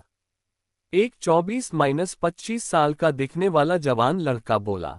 उसका नाम अनिल कपूर था और वो दीपक की तरह एससीसी का मिडिल टियर मेंबर था। एससीसी में अलग अलग टियर्स थे। जितना ऊंचा टियर, उतना ज्यादा पावरफुल। तो एक low tier member high tier member से उलटकर बात करने की हिम्मत नहीं करता। लेकिन चूंकि वो दीपक के ही टियर पर था, उसे उसके साथ विनम्र होने की जरूरत नहीं थी। वो जो मन में आता, बोल देता। इसके अलावा दीपक एक स्मूथ और स्लिंग बिजनेसमैन था, तो वो ज्यादा इजी गोइंग था। अनिल, मैंने तुम लोगों को आज यहाँ मेरे गवाह बनने के लिए बुलाया है। मैं अपने मिडिल टियर मेंबर के प्रिविलेज का इस्तेमाल करके आयान को एससीसी में इनवाइट करूंगा। दीपक की बात सुनकर वहां बैठे लोग हैरान हुए और उन्होंने आयान को सीधे देखा। जो इंसान दीपक को अपने मिडिल टियर मेंबर प्रिविलेज इस्तेमाल करने के लिए मजबूर कर सकता था, वो निश्चित रूप से कोई आम इंसान नहीं था। सबको पता था कि एक मिडिल टियर मेंबर सिर्फ एक इंसान को क्लब में इनवाइट कर सकता था, तो ये रिसोर्स बेहद कीमती था। कुछ लोगों ने तो इसे करोड़ों में खरीदने की पेशकश की थी, लेकिन फिर भी नहीं मिला। अब दीपक अपनी एकमात्र इनविटेशन इस जवान लड़के को दे रहा था। ये लड़का कौन था? इस वक्त एक 30 की उम्र का आदमी बोला, चूंकि श्रीवास्तव अपने मिडिल टियर मेंबर प्रिविलेज का इस्तेमाल कर रहा है, तो आयान अब से एससीसी का मेंबर होगा। आओ आयान, मेरा कॉन्टैक्ट सेव कर लो और मुझे अपना ID भेजो। मैं इसे हेडक्वार्टर्स को रिपोर्ट करूंगा और 3 दिन बाद तुम्हें तुम्हारा बैज मिल जाएगा। मैं तुम्हें एससीसी का ब्रीफ इंट्रोडक्शन भी भेजूंगा। उसके ऐसा कहने के बाद उसने अपना फोन निकाला और आयान के साथ कॉन्टैक्ट डिटेल्स एक्सचेंज किए। आयान कंफ्यूज्ड था। उसे नहीं पता था कि एससीसी क्या है और इसमें ज्वाइन करने से उसे क्या मिलेगा। लेकिन चूंकि दीपक ने उसे इसमें शामिल होने को कहा तो वो कर लेगा। कॉन्टैक्ट्स एक्सचेंज करने के बाद आयान ने अपना इट भेजा और एक डॉक्यूमेंट भी रिसीव किया। आयान ने इसे खोलकर ध्यान से देखा। लगता था कि एससीसी सिर्फ एक एक्रोनिम था और इसका फुल नेम था स्प्रिंगफील्ड कार क्लब।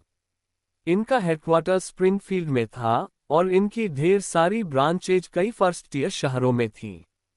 आयान ने शहरों की लिस्ट देखी और पाया कि चंद्रा नगर भी उनमें से एक था। लेकिन ये सारे शहर साउथ में थे और नॉर्थ में कोई नहीं था। जब एससीसी की स्थापना हुई थी तो इसका मकसद कारों और रेसिंग के शौकीनों के लिए एक जगह देना था जहां वो इकट्ठा हो सकें। धीरे धीरे ये अब एक बहुत टाइट ऑर्गेनाइजेशन में डेवलप हो गया था।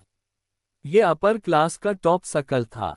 वे न सिर्फ मस्ती करने, रेसिंग करने, घुड़सवारी करने और गोल्फ खेलने के लिए इकट्ठा हो सकते थे, बल्कि बिजनेस की बात करने के लिए भी बैठ सकते थे ताकि एक दूसरे की मदद से विन विन सिचुएशन बनाकर मुनाफा बांट सकें। ढेर सारे अपस्टार्ट्स और नए नवेले अमीर लोग इस सर्कल में घुसना चाहते थे ताकि कुछ एलिट से जान पहचान हो। लेकिन उनके पास इसका कोई रास्ता नहीं था। ये वो जगह नहीं थी जहां सिर्फ पैसे होने से कोई घुस सकता था। रूल्स सख्त थे और तीनों को पूरा करना जरूरी था। पहला, एक स्पोर्ट्स कार होनी चाहिए जिसकी कीमत करोड़ों में हो, जो ज्यादा मुश्किल नहीं था। दूसरा, इंडिविजुअल के पास कम से कम $1 बिलियन की एसेट्स होनी चाहिए, या उनके पीछे के परिवार के पास कम से कम $10 बिलियन की एसेट्स होनी चाहिए। ये भी ज्यादा मुश्किल नहीं था। आखिरी, उन्हें मिडिल टियर या उससे ऊपर के मेंबर की रिकमेंडेशन चाहिए थी। ये सबसे मुश्किल रूल था और अगर कोई इनविटेशन देता था तो वो अपस्टार्ट्स इसके लिए जरूर लड़ते थे। बेशक सरफेस पर कोटा को पैसे से ट्रेड नहीं किया जा सकता था, लेकिन बंद दरवाजों के पीछे क्या होता था कौन जानता था। एससीसी मेंबर के 4 टियर्स थे: normal member, middle tier member, high tier member और कोर मेंबर। नॉर्मल मेंबर को रिकमेंड करने का अधिकार नहीं था। मिडिल टियर मेंबर के पास एक इनविटेशन थी, जबकि हाई टियर मेंबर के पास 3 थी। इस बीच कोर मेंबर की कोई लिमिट नहीं थी। जो लोग एससीसी के कोर मेंबर बन सकते थे वो सुपर बड़े लोग थे जो एससीसी के मैनेजमेंट का हिस्सा भी होते थे। अगर उन्हें टियर अपग्रेड करना होता था तो उन्हें एससीसी के लिए कुछ कंट्रीब्यूशन करना पड़ता था। एससीसी हर साल ढेर सारी रेसिंग कॉम्पिटिशन्स या गैदरिंग्स होस्ट करता था ताकि सबकी कोहेशन बढ़े। ये देखने के बाद आयान को लगा कि दीपक बहुत अटेंटिव था, तो उसे दीपक को और जानना चाहिए। अगर दीपक उसे इस सर्कल में न लाता तो उसे इस तरह की जगह के बारे में कभी पता नहीं चलता और उसके पास अपने ढेर सारे पैसे खर्च करने की जगह नहीं होती।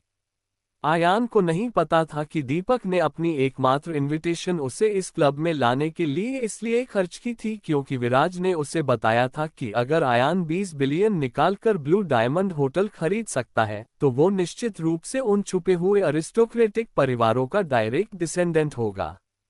दीपक ने पहले कभी किसी छुपे हुए अरिस्टोक्रेटिक परिवार के इंसान से मुलाकात नहीं की थी।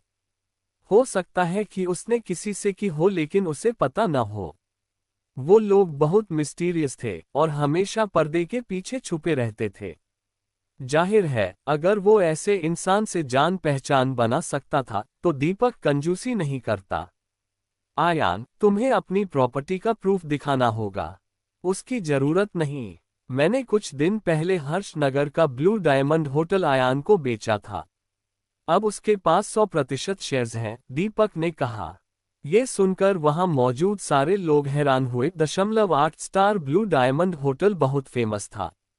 इसे खरीदने के लिए करीब 20 बिलियन चाहिए थे। अगर वो 20 बिलियन में होटल खरीद सकता था तो इसका मतलब था कि उसकी एसेट्स 50 बिलियन से ऊपर थी। लगता था कि आयान का परिवार बिल्कुल कमजोर नहीं था। आयान, क्या तुम्हारा परिवार होटल बिजनेस में है? अनिल ने पूछा। उसे लगा कि अगर आयान ब्लू डायमंड होटल खरीद सकता है तो इसका मतलब था कि उसका परिवार इस इंडस्ट्री में है।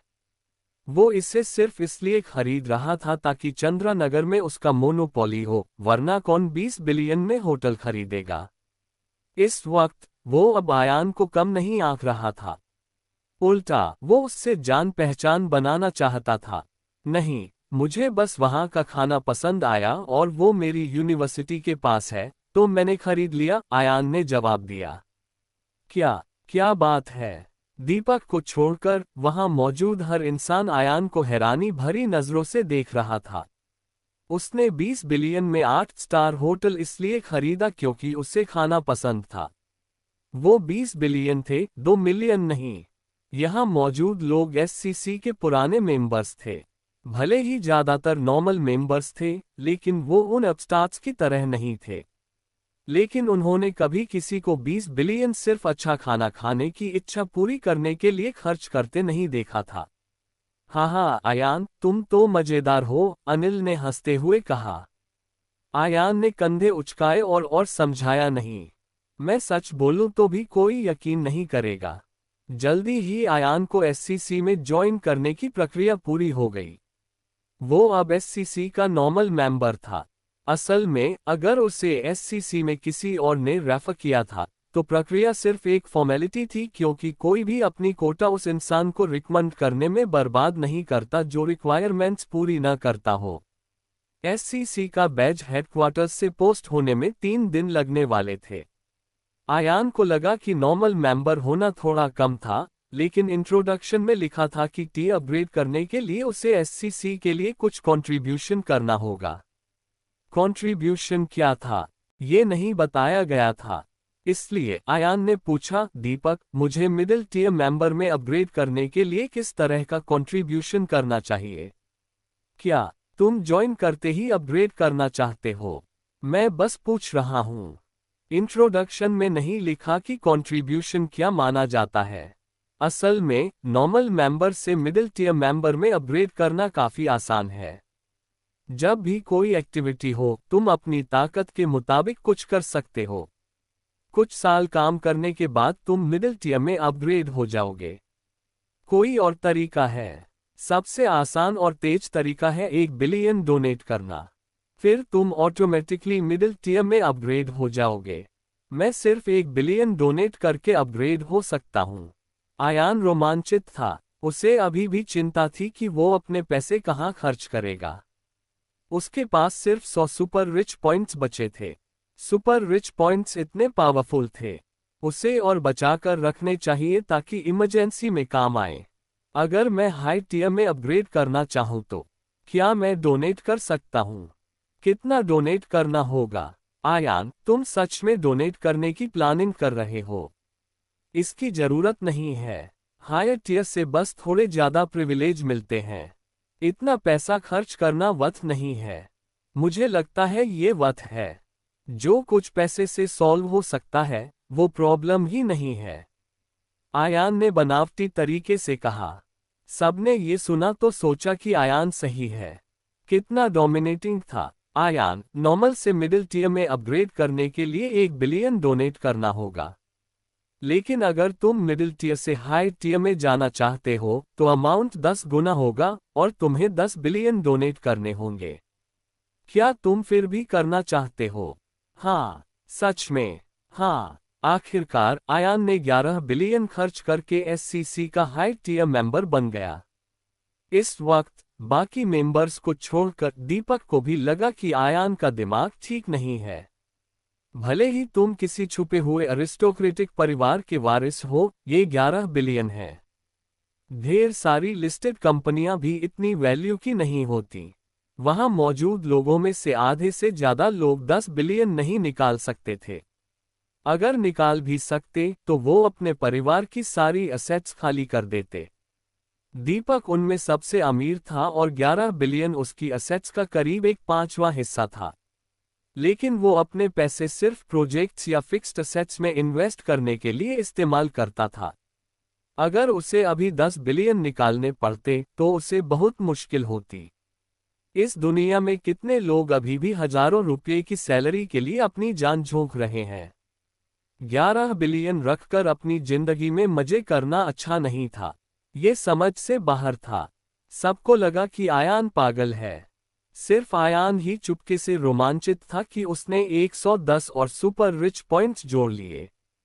जब गैंग अपने दिमाग पर जोर डाल रहा था कि आयान के करीब कैसे जाएं और उसके साथ रिलेशनशिप कैसे बनाएं, तभी गोल्फ प्रैक्टिस करने की जगह से एक मर्द की गुस्साए और बौखलाए हुई आवाज आए। थप्पड़, तू कमीनी, क्या मैंने तुझे ऐसा करने की इजाजत दी थी?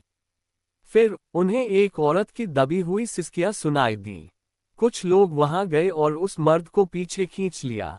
जो मर्द पीछे खींचा गया वो अभी भी उस औरत पर चिल्ला रहा था। क्या तुझे यकीन है कि मैं कल तेरी इज्जत को बर्बाद नहीं कर दूंगा? वो औरत भी उसके पीछे पीछे चल रही थी। आयान को लगा कि ये औरत थोड़ी जानी पहचानी थी। क्या ये सेलिब्रिटी मैरी कैंट नहीं थी? कुछ दिन पहले उसने मिस्टर गोयल को कहते सुना था कि वो मैरी को अपनी मूवी में सपोर्टिंग फीमेल लीड के लिए लेना चाहता है और तारा को फीमेल लीड बनाना चाहता है। लेकिन तारा ने मना कर दिया था। आयान ने नहीं सोचा था कि उसे इतनी जल्दी ये सेलिब्रिटी दिख जाएगी। लेकिन वो टीवी पर जितनी चमकदार और खूबसूरत दिखती थी वैसी यहाँ नहीं थी। उसका बायां गाल हल्का लाल और सूजा हुआ था, शायद अभी के थप्पड़ की वजह से जो आयान को वहां बैठे बैठे भी सुनाई दिया था। आयान को पहले मैरी बहुत पसंद थी। वो ढेर सारे टीवी शोज और मूवीज में थी और उसे गीक कॉन्करर कहा जाता था। उस वक्त आयान भी इन फैंस में से एक था। अब अपनी पूजा की गई गॉडेस को देखकर आयान को अब उतना इंटरेस्ट नहीं था। सचमुच जो गॉडेस गरीबों को इतनी खूबसूरत और कूल लगती थी, वो उन बड़े लोगों के लिए बस खिलौने थी। उसके साथ छेड़छाड़ की गई, उसे थप्पड़ मारा गया और फिर भी उसे आज्ञाकारी रूप से उसके पीछे चलना पड़ रहा था। उसे नहीं पता था कि इस वक्त वो भी दूसरों की नजरों में एक बड़ा आदमी था। मैरी ने अपना बायां हाथ उठाकर अपने हल्के लाल और सूजे हुए चेहरे को छुआ। वो धीरे धीरे सिसक रही थी। उसे बहुत गुस्सा आ रहा था। अभी उस मर्द ने उसके हिप्स और चेस्ट को छुआ था। वो सिर्फ उसे रोकने की कोशिश कर रही थी, लेकिन उसे थप्पड़ पड़ गया। लेकिन वो जाने की हिम्मत नहीं कर पाई क्योंकि उसके एजेंट ने कहा था कि अगर उसने इन मर्दों को नाराज किया तो उसका फ्यूचर बर्बाद हो जाएगा। न सिर्फ वो खत्म हो जाएगी बल्कि उसके पीछे की कंपनी भी खत्म हो जाएगी। इसलिए उसे यहाँ रुकना पड़ा और देखना पड़ा कि क्या वो उसका गुस्सा शांत कर सकती है। जॉन, क्या तुम ये बंद कर सकते हो? दीपक ने भौहें चढ़ाकर कहा। श्रीवास्तव, इसमें मत पड़। मैंने इसे बस कुछ बार छुआ और ये इतनी मासूम बन रही है। सुन मैरी, अगर तू आज रात को साफ सुथरी होकर मेरे लिए वेट नहीं करती तो मैं कल तेरी इज्जत को बर्बाद कर दूंगा। मुझे माफ करें मिस्टर जॉन, मैरी ने धीरे से कहा। माफी से मैं क्या करूं? आज रात को साफ सुथरी होकर मेरा इंतजार कर, सुना तूने? मुझे माफ करें मिस्टर जॉन, मैंने पूछा कि तूने सुना या नहीं। मिस्टर जॉन, क्या तू और पिटना चाहती है? जॉन ने ये कहने के बाद उठकर मैरी को फिर थप्पड़ मारने की कोशिश की। मैरी डर के मारे जड़ हो गई, वो हिल भी नहीं पाए। लेकिन ये आखिरी थप्पड़ मैरी के चेहरे पर नहीं पड़ा। एक तरफ बैठा आयान अब और नहीं देख सकता था। वो उसकी पूजा की हुई गॉडेस थी तो वो उसे अपने सामने थप्पड़ खाते नहीं देख सकता था। इसलिए वो मैरी के सामने खड़ा हो गया और अपने हाथ से जॉन का थप्पड़ रोक लिया। जॉन भी हैरान रह गया। उसे नहीं लगा था कि कोई उसे रोकने की हिम्मत करेगा। तू कौन है, छोटे? तूने दखल देने की हिम्मत कैसे की? जीने से तंग आ गया है। तुम्हारा नाम जॉन है ना? तुम औरतों पर थप्पड़ कैसे मार सकते हो?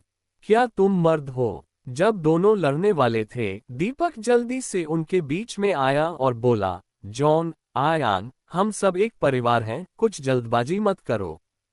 कौन इस कमीने के साथ परिवार बनना चाहता है? मैं इसे जानता भी हूं। जॉन ने तिरस्कार से पूछा। इस वक्त किसी ने जॉन के कान में कुछ फुसफुसाया। जॉन का एक सेकंड पहले का गुस्सैल चेहरा अब एक बड़ी मुस्कान में बदल गया। ओह, ये आयान है। मुझे बहुत माफ करना। बेशक हम परिवार हैं। चूंकि तुझे ये लड़की पसंद है तो मैं इससे तुझे दे देता हूं, जॉन ने उदारता से कहा। अभी किसी ने उसे बताया था कि आयान ने 11 बिलियन खर्च करके नॉर्मल मेंबर से हाई टियर मेंबर में जबरदस्ती अपग्रेड किया था। जॉन सिर्फ मिडिल टियर मेंबर था और हाई टियर मेंबर उससे एक टियर ऊपर था। साथ ही आयान ने सीधे 11 बिलियन खर्च करके अपना टियर अपग्रेड किया था। एससीसी इतने सालों से बना था लेकिन ऐसा कभी नहीं हुआ था। हालांकि 2 लोगों ने 1 बिलियन खर्च करके मिडिल टियर में अपग्रेड किया था। उसके पास कितना पैसा था कि वो इतना पैसा टियर अपग्रेड करने में खर्च कर सकता था। इस लेवल की दौलत अब अपस्टार्ट से कंपेयर नहीं की जा सकती थी। आयान निश्चित रूप से किसी सुपर अमीर परिवार से था जिसे जॉन भड़काने का जोखिम नहीं उठा सकता था। चूंकि जॉन अब हार मान रहा था, आयान ने भी मामले को और नहीं बढ़ाया। सब बैठ गए और बातें करने लगे। लेकिन वो सब आयान के लिए थे क्योंकि वो उसके साथ अच्छा रिलेशन बनाना चाहते थे। इस बीच मैरी बस उसके पीछे खड़ी रही। आयान ने अपना दिन लेक हॉट क्लब में बिताया और सबके साथ ढेर सारी बातें की। फिर शाम को बाकियों से अलग हो गया। लेक हॉट क्लब से निकलने के बाद आयान ने अपनी लिमिटेड एडिशन बुगाटी वेरॉन को हिल्टन होटल की तरफ ड्राइव किया। साथ में थी उसकी पुरानी goddess Mary. Mary Hilton hotel में रुकी थी और आयान उसे ड्रॉप करने के बाद अपनी कजिन लिली को ढूंढने जाना चाहता था।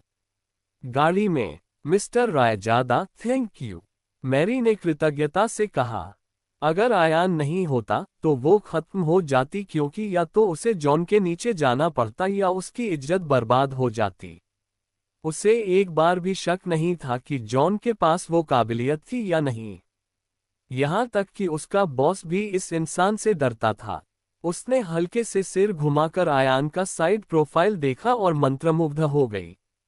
आयान का लुक, बॉडी और पर्सनैलिटी शानदार थी। साथ ही उसके पास ऐसा बैकग्राउंड था जो जॉन को डरा सकता था। ऐसा मर्द रात के आसमान में तारे की तरह था। वो जहां भी जाता सबसे चमकदार शख्स होता। वो सोच रही थी कि किस तरह की औरत ऐसे शानदार मर्द की जोड़ी बन सकती थी। शायद सिर्फ वही औरतें जो उसके लेवल की हों। मैरी अपने बेवकूफाना क्रश को अपने दिल के तह में छुपा सकती थी। कोई बात नहीं, ये छोटी सी बात है। मिस कैंट, मुझे आपकी मूवीज बहुत पसंद हैं, आयान ने कहा। सच में, मिस्टर रायजादा, क्या आपको सच में मेरी मूवीज पसंद हैं? मैरी ने हैरानी से पूछा। उसे नहीं लगा था कि आयान जैसे बड़े आदमी उस पर ध्यान देंगे।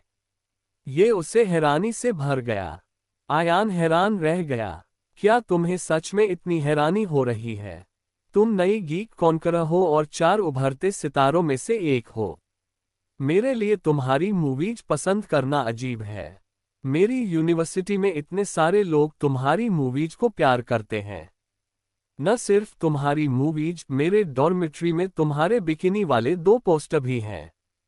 लेकिन वो उसे ये नहीं बता सकता था। हाँ, मुझे बहुत पसंद है। मिस्टर रायजादा, आपको उनमें से कौन सी पसंद है? मैरी ने पूछा। मुझे। बातचीत के बीच में आयान का फोन बजा। उसने गाड़ी रोड के किनारे रोकी और फोन निकाल कर देखा तो पाया कि ये उसकी कजिन लिली का कॉल था। कॉल रिसीव करने के बाद उसने कहा, हाय लिली, मैं अब चंद्रा नगर में हूँ। मैं जल्दी ही तुझे ढूंढने आता हूँ। आयान, मैं दार्जिलिंग के टीवी में हूँ, प्लीज आकर मुझे बचा लो। मुझे लगता है मुझे ड्रग दे दिया गया है और मुझे बहुत चक्कर आ रहे हैं। लिली की कमजोर आवाज फोन के दूसरी तरफ से आई। आयान स्तब्ध रह गया और उसे तुरंत इस मामले की गंभीरता समझ आ गई। मुझे अपनी लोकेशन भेज, मैं अभी आता हूँ, रुकना। ये कहने के बाद आयान ने मुड़कर मैरी से कहा, मिस कैंट, मुझे माफ करें। मेरे पास एक इमरजेंसी है, तो क्या आप? मैरी देख सकती थी कि आयान जल्दी में है, तो उसने कहा, मिस्टर रायजादा, अगर आपको कुछ जरूरी काम है तो आप जा सकते हैं। मेरा होटल सामने है, मैं पैदल चली जाऊंगी। थैंक यू मिस कैंट, मैं अगली बार तुम्हें डिनर पर ले जाऊंगा। मैरी के आयान की गाड़ी से उतरने के बाद आयान ने एक्सीलेटर पर जोर से पैर मारा और 10 मीटर से ज्यादा आगे बढ़ गया। उसे चिंता थी कि उसकी ड्राइविंग स्किल्स अच्छी नहीं थीं, तो उसने 10 और सुपर रिच पॉइंट्स डाले और ड्राइविंग को एक्सपर्ट तक अपग्रेड कर लिया। मैरी वहीं खड़ी थी और आयान को जाते हुए देख रही थी। वो निराशा में बुदबुदाई, उसने तो अपना कॉन्टैक्ट नंबर भी नहीं छोड़ा और कह रहा है कि मुझे डिनर पर ले जाएगा। कितना बेईमान। लेकिन जब उससे याद आया कि उसका संकट हल हो गया है, तो वो फिर खुश हो गई। इसके बाद उसने अपने बैग से सनग्लासेस और टोपी निकाली। उन्हें पहनने के बाद वो हिल्टन होटल की तरफ चल पड़ी। दार्जिलिंग के टीवी में अर्थ प्राइवेट रूम। लिली टॉयलेट में छुपकर आयान को कॉल कर रही थी। वो अपने कुछ दोस्तों के साथ के टीवी में रिलैक्स करने आई थी। अचानक उन्हें अपनी यूनिवर्सिटी के कुछ सीनियर्स मिल गए। आखिर में सब एक ही प्राइवेट रूम में मस्ती करने लगे। फिर कुछ रैंडम लोग जो सीनियर्स के करीबी लग रहे थे, आधे रास्ते में आ गए। इसके साथ कुछ लोगों की गैदरिंग 10 से ज्यादा लोगों की हो गई। साथ ही उसे ज्यादातर लोग नहीं पता थे। वो और उसके दोस्त जाने की प्लानिंग कर रहे थे, लेकिन उन्हें कई बार रोका गया। आखिर में वो सिर्फ कमजोर लड़कियां थीं और दूसरी तरफ 7-8 लड़के थे। अगर वो लड़के उन्हें जाने न दें तो वो जा नहीं सकती थीं। आखिरकार बहुत गिड़गिड़ाने के बाद लड़कियों को जाने की इजाजत मिली, लेकिन उन्हें जाने से पहले एक एक ग्लास शराब पीनी पड़ी। लड़कियों के पास कोई चारा नहीं था और वो बस जल्दी से पीकर वहां से निकलना चाहती थीं। हालांकि लिली ने शराब पीने के बाद चक्कर महसूस करने शुरू किए और उसका शरीर कमजोर पड़ने लगा। वो स्मार्ट थी, तो उसे समझ आ गया कि उसे ड्रग दे दिया गया है। इसके साथ उसने मौका देखकर टॉयलेट में जाने का बहाना बनाया। दिमाग पर जोर देने के बाद उसे लगा कि वो सिर्फ आयान को कॉल कर सकती है, क्योंकि उसने बताया था कि वो आज चंद्रा नगर आएगा। अब वो बस यही दुआ कर रही थी कि आयान जल्दी पहुंच जाए, वरना वो सोच भी नहीं सकती थी कि क्या होगा। आयान दार्जिलिंग के टीवी की तरफ तेजी से गाड़ी चला रहा था, लेकिन चूंकि वो शहर में था, वो बहुत तेज नहीं ड्राइव कर सकता था। उसने डिस्टेंस देखा और हिसाब लगाया कि अगर वो इसी स्पीड से चला तो उसे करीब 20 मिनट लगेंगे। उसे नहीं पता था कि लिली इतने देर तक टिक पाएगी या नहीं। तो उसने दीपक को कॉल किया। हाय आयान, क्या बात है? दीपक की आवाज फोन के दूसरी तरफ से आई। दीपक, क्या तुम दार्जिलिंग के टीवी के बॉस को जानते हो? क्या तुम उनसे मेरे लिए कांटेक्ट कर सकते हो? आयान ने बेचैनी से पूछा। दार्जिलिंग के टीवी? हाँ, अनिल दार्जिलिंग का बॉस है। तुम उसे कॉल कर सकते हो। दीपक के बोलने से पहले ही आयान ने फोन काट दिया। उसके पास इतना टाइम नहीं था कि वो सब कुछ एक्सप्लेन करे। फोन काटने के बाद उसने अनिल को कॉल किया। आयान, अनिल, मेरी बात सुन। मेरी कजिन दार्जिलिंग के अर्थ प्राइवेट रूम में है और उसे ड्रग दे दिया गया है। मैं वहां पहुंच रहा हूं, लेकिन मुझे करीब 20 मिनट लगेंगे। मुझे नहीं पता कि वो इतनी देर तक टिक पाएगी। क्या तुम दार्जिलिंग के मैनेजर से कह सकते हो कि वो पहले इसे हैंडल कर ले? आयान के बोलने के बाद अनिल को समझ आ गया कि मामला सीरियस है। आयान, टेंशन मत लो, मैं इसे तुम्हारे लिए हैंडल कर लूंगा। मैं तुम्हारी कजिन को कोई नुकसान नहीं होने दूंगा। अनिल ने फोन काटने के बाद तुरंत दार्जिलिंग के मैनेजर को कॉल किया। मैनेजर को कॉल मिलने के बाद वो 20 से ज्यादा सिक्योरिटी गार्ड्स के साथ अर्थ प्राइवेट रूम की तरफ बढ़ा। आयान, तुम कहाँ हो? जल्दी आओ, वो अब दरवाजा खटखटा रहे हैं, लिली ने सिसकते हुए पूछा। लिली, डर मत, कोई तुम्हें जल्दी बचाने आएगा। बस 5 मिनट और रुक। नहीं, 2 मिनट। 2 मिनट में कोई तुम्हें बचाने आएगा। आयान, मुझे बहुत डर लग रहा है, जल्दी आ। बैंग। लिली के बोलने से पहले टॉयलेट का दरवाजा किसी ने जोर से खोल दिया। तुम इतनी देर क्यों लगा रही हो? तुम्हारे दोस्त तुम्हारा इंतजार कर रहे हैं। आयान ने एक अजनबी मर्द की आवाज सुनी। आह, मैं तुम्हें नहीं जानती, दूर हटो। फोन पर अब कोई आवाज नहीं आई। कमबख्त, आयान ने गुस्से में चिल्लाया। अब वो गुस्से से उबल रहा था। वो लिली को अपनी बहन मानता था। वो 2 साल तक उसके घर पर रहा था और उसका परिवार उसके साथ बहुत अच्छा था। उन्होंने उसे कभी बाहरी नहीं समझा।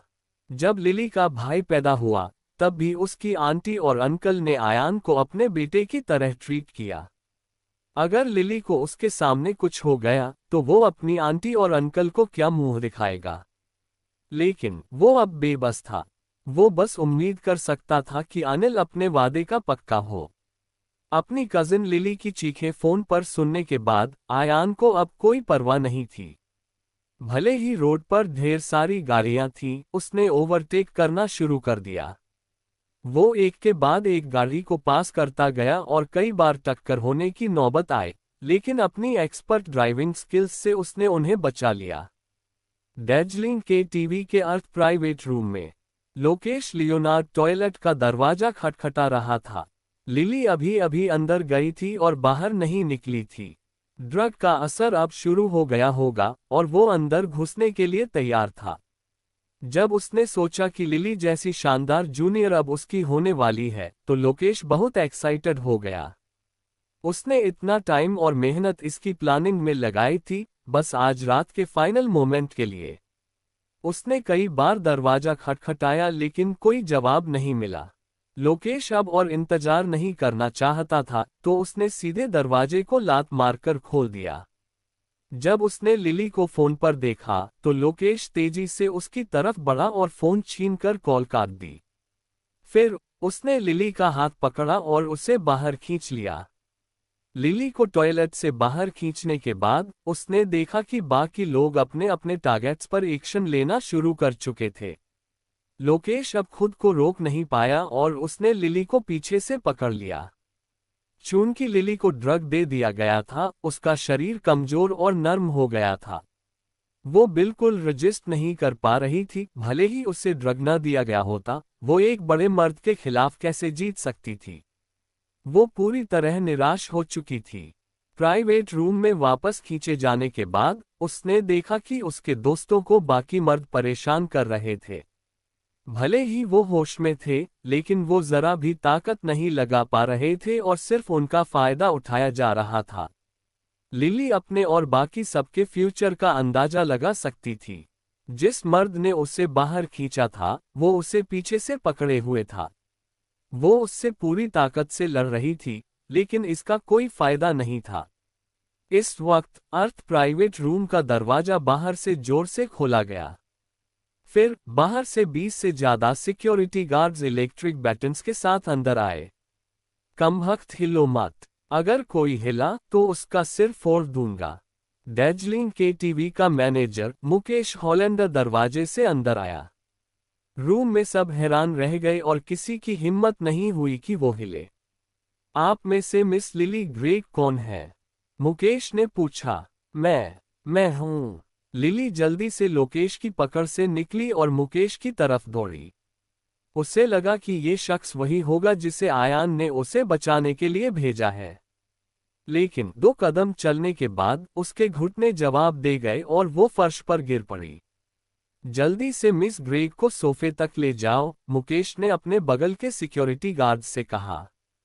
फिर लिली के सबसे पास के 2 सिक्योरिटी गार्ड्स ने उसे उठाने में मदद की। मुकेश फिर लोकेश के पास गया और बोला, तुम में काफी हिम्मत है छोटे। मेरी जगह पर इस तरह की गंदी हरकत करने की हिम्मत कैसे हुई? और वो भी बॉस के दोस्त के साथ। बता, मैं तुम्हारा क्या करूं? लोकेश इतना डर गया कि उसके घुटने कांपने लगे और वो मुकेश के सामने घुटनों के बल बैठ गया।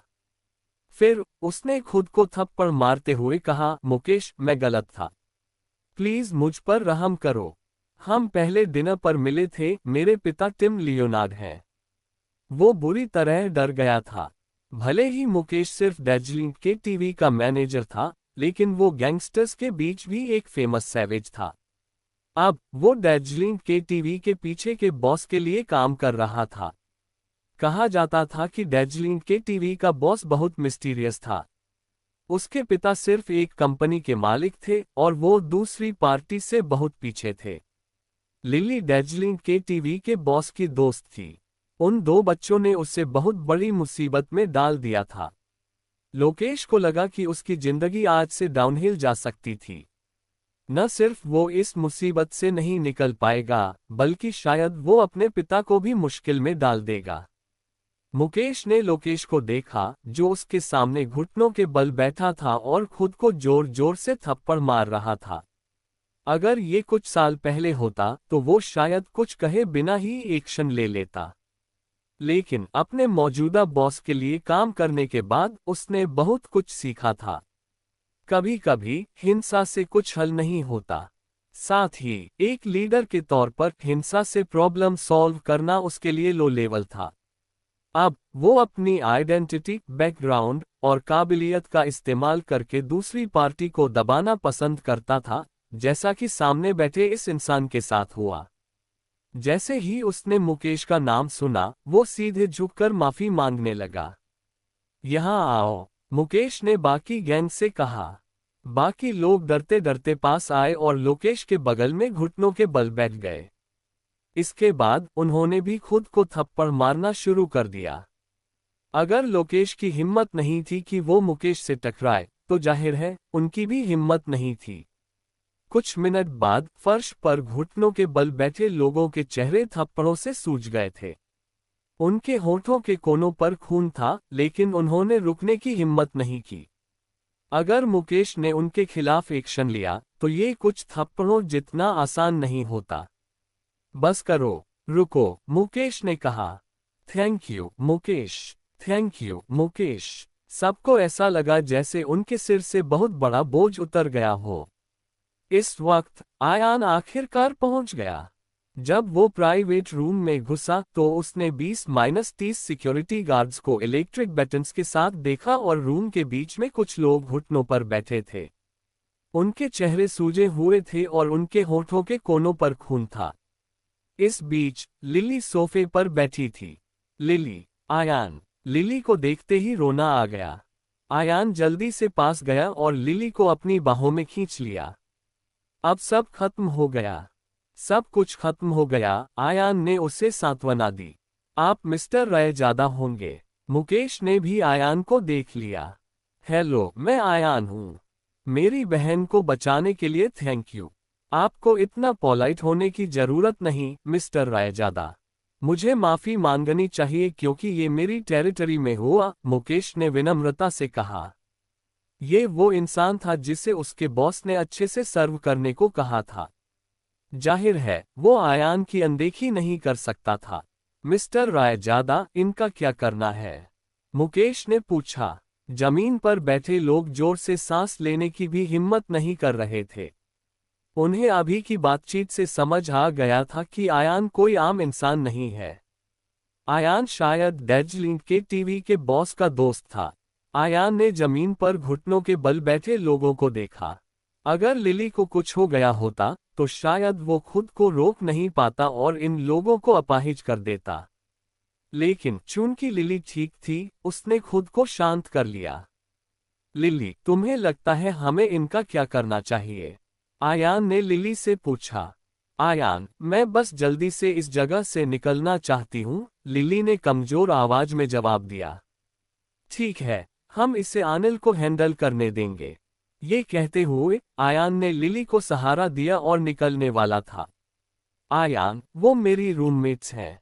वो मेरे साथ आई थी। क्या तुम लोग चल सकती हो? आयान ने लिली की रूममेट से पूछा।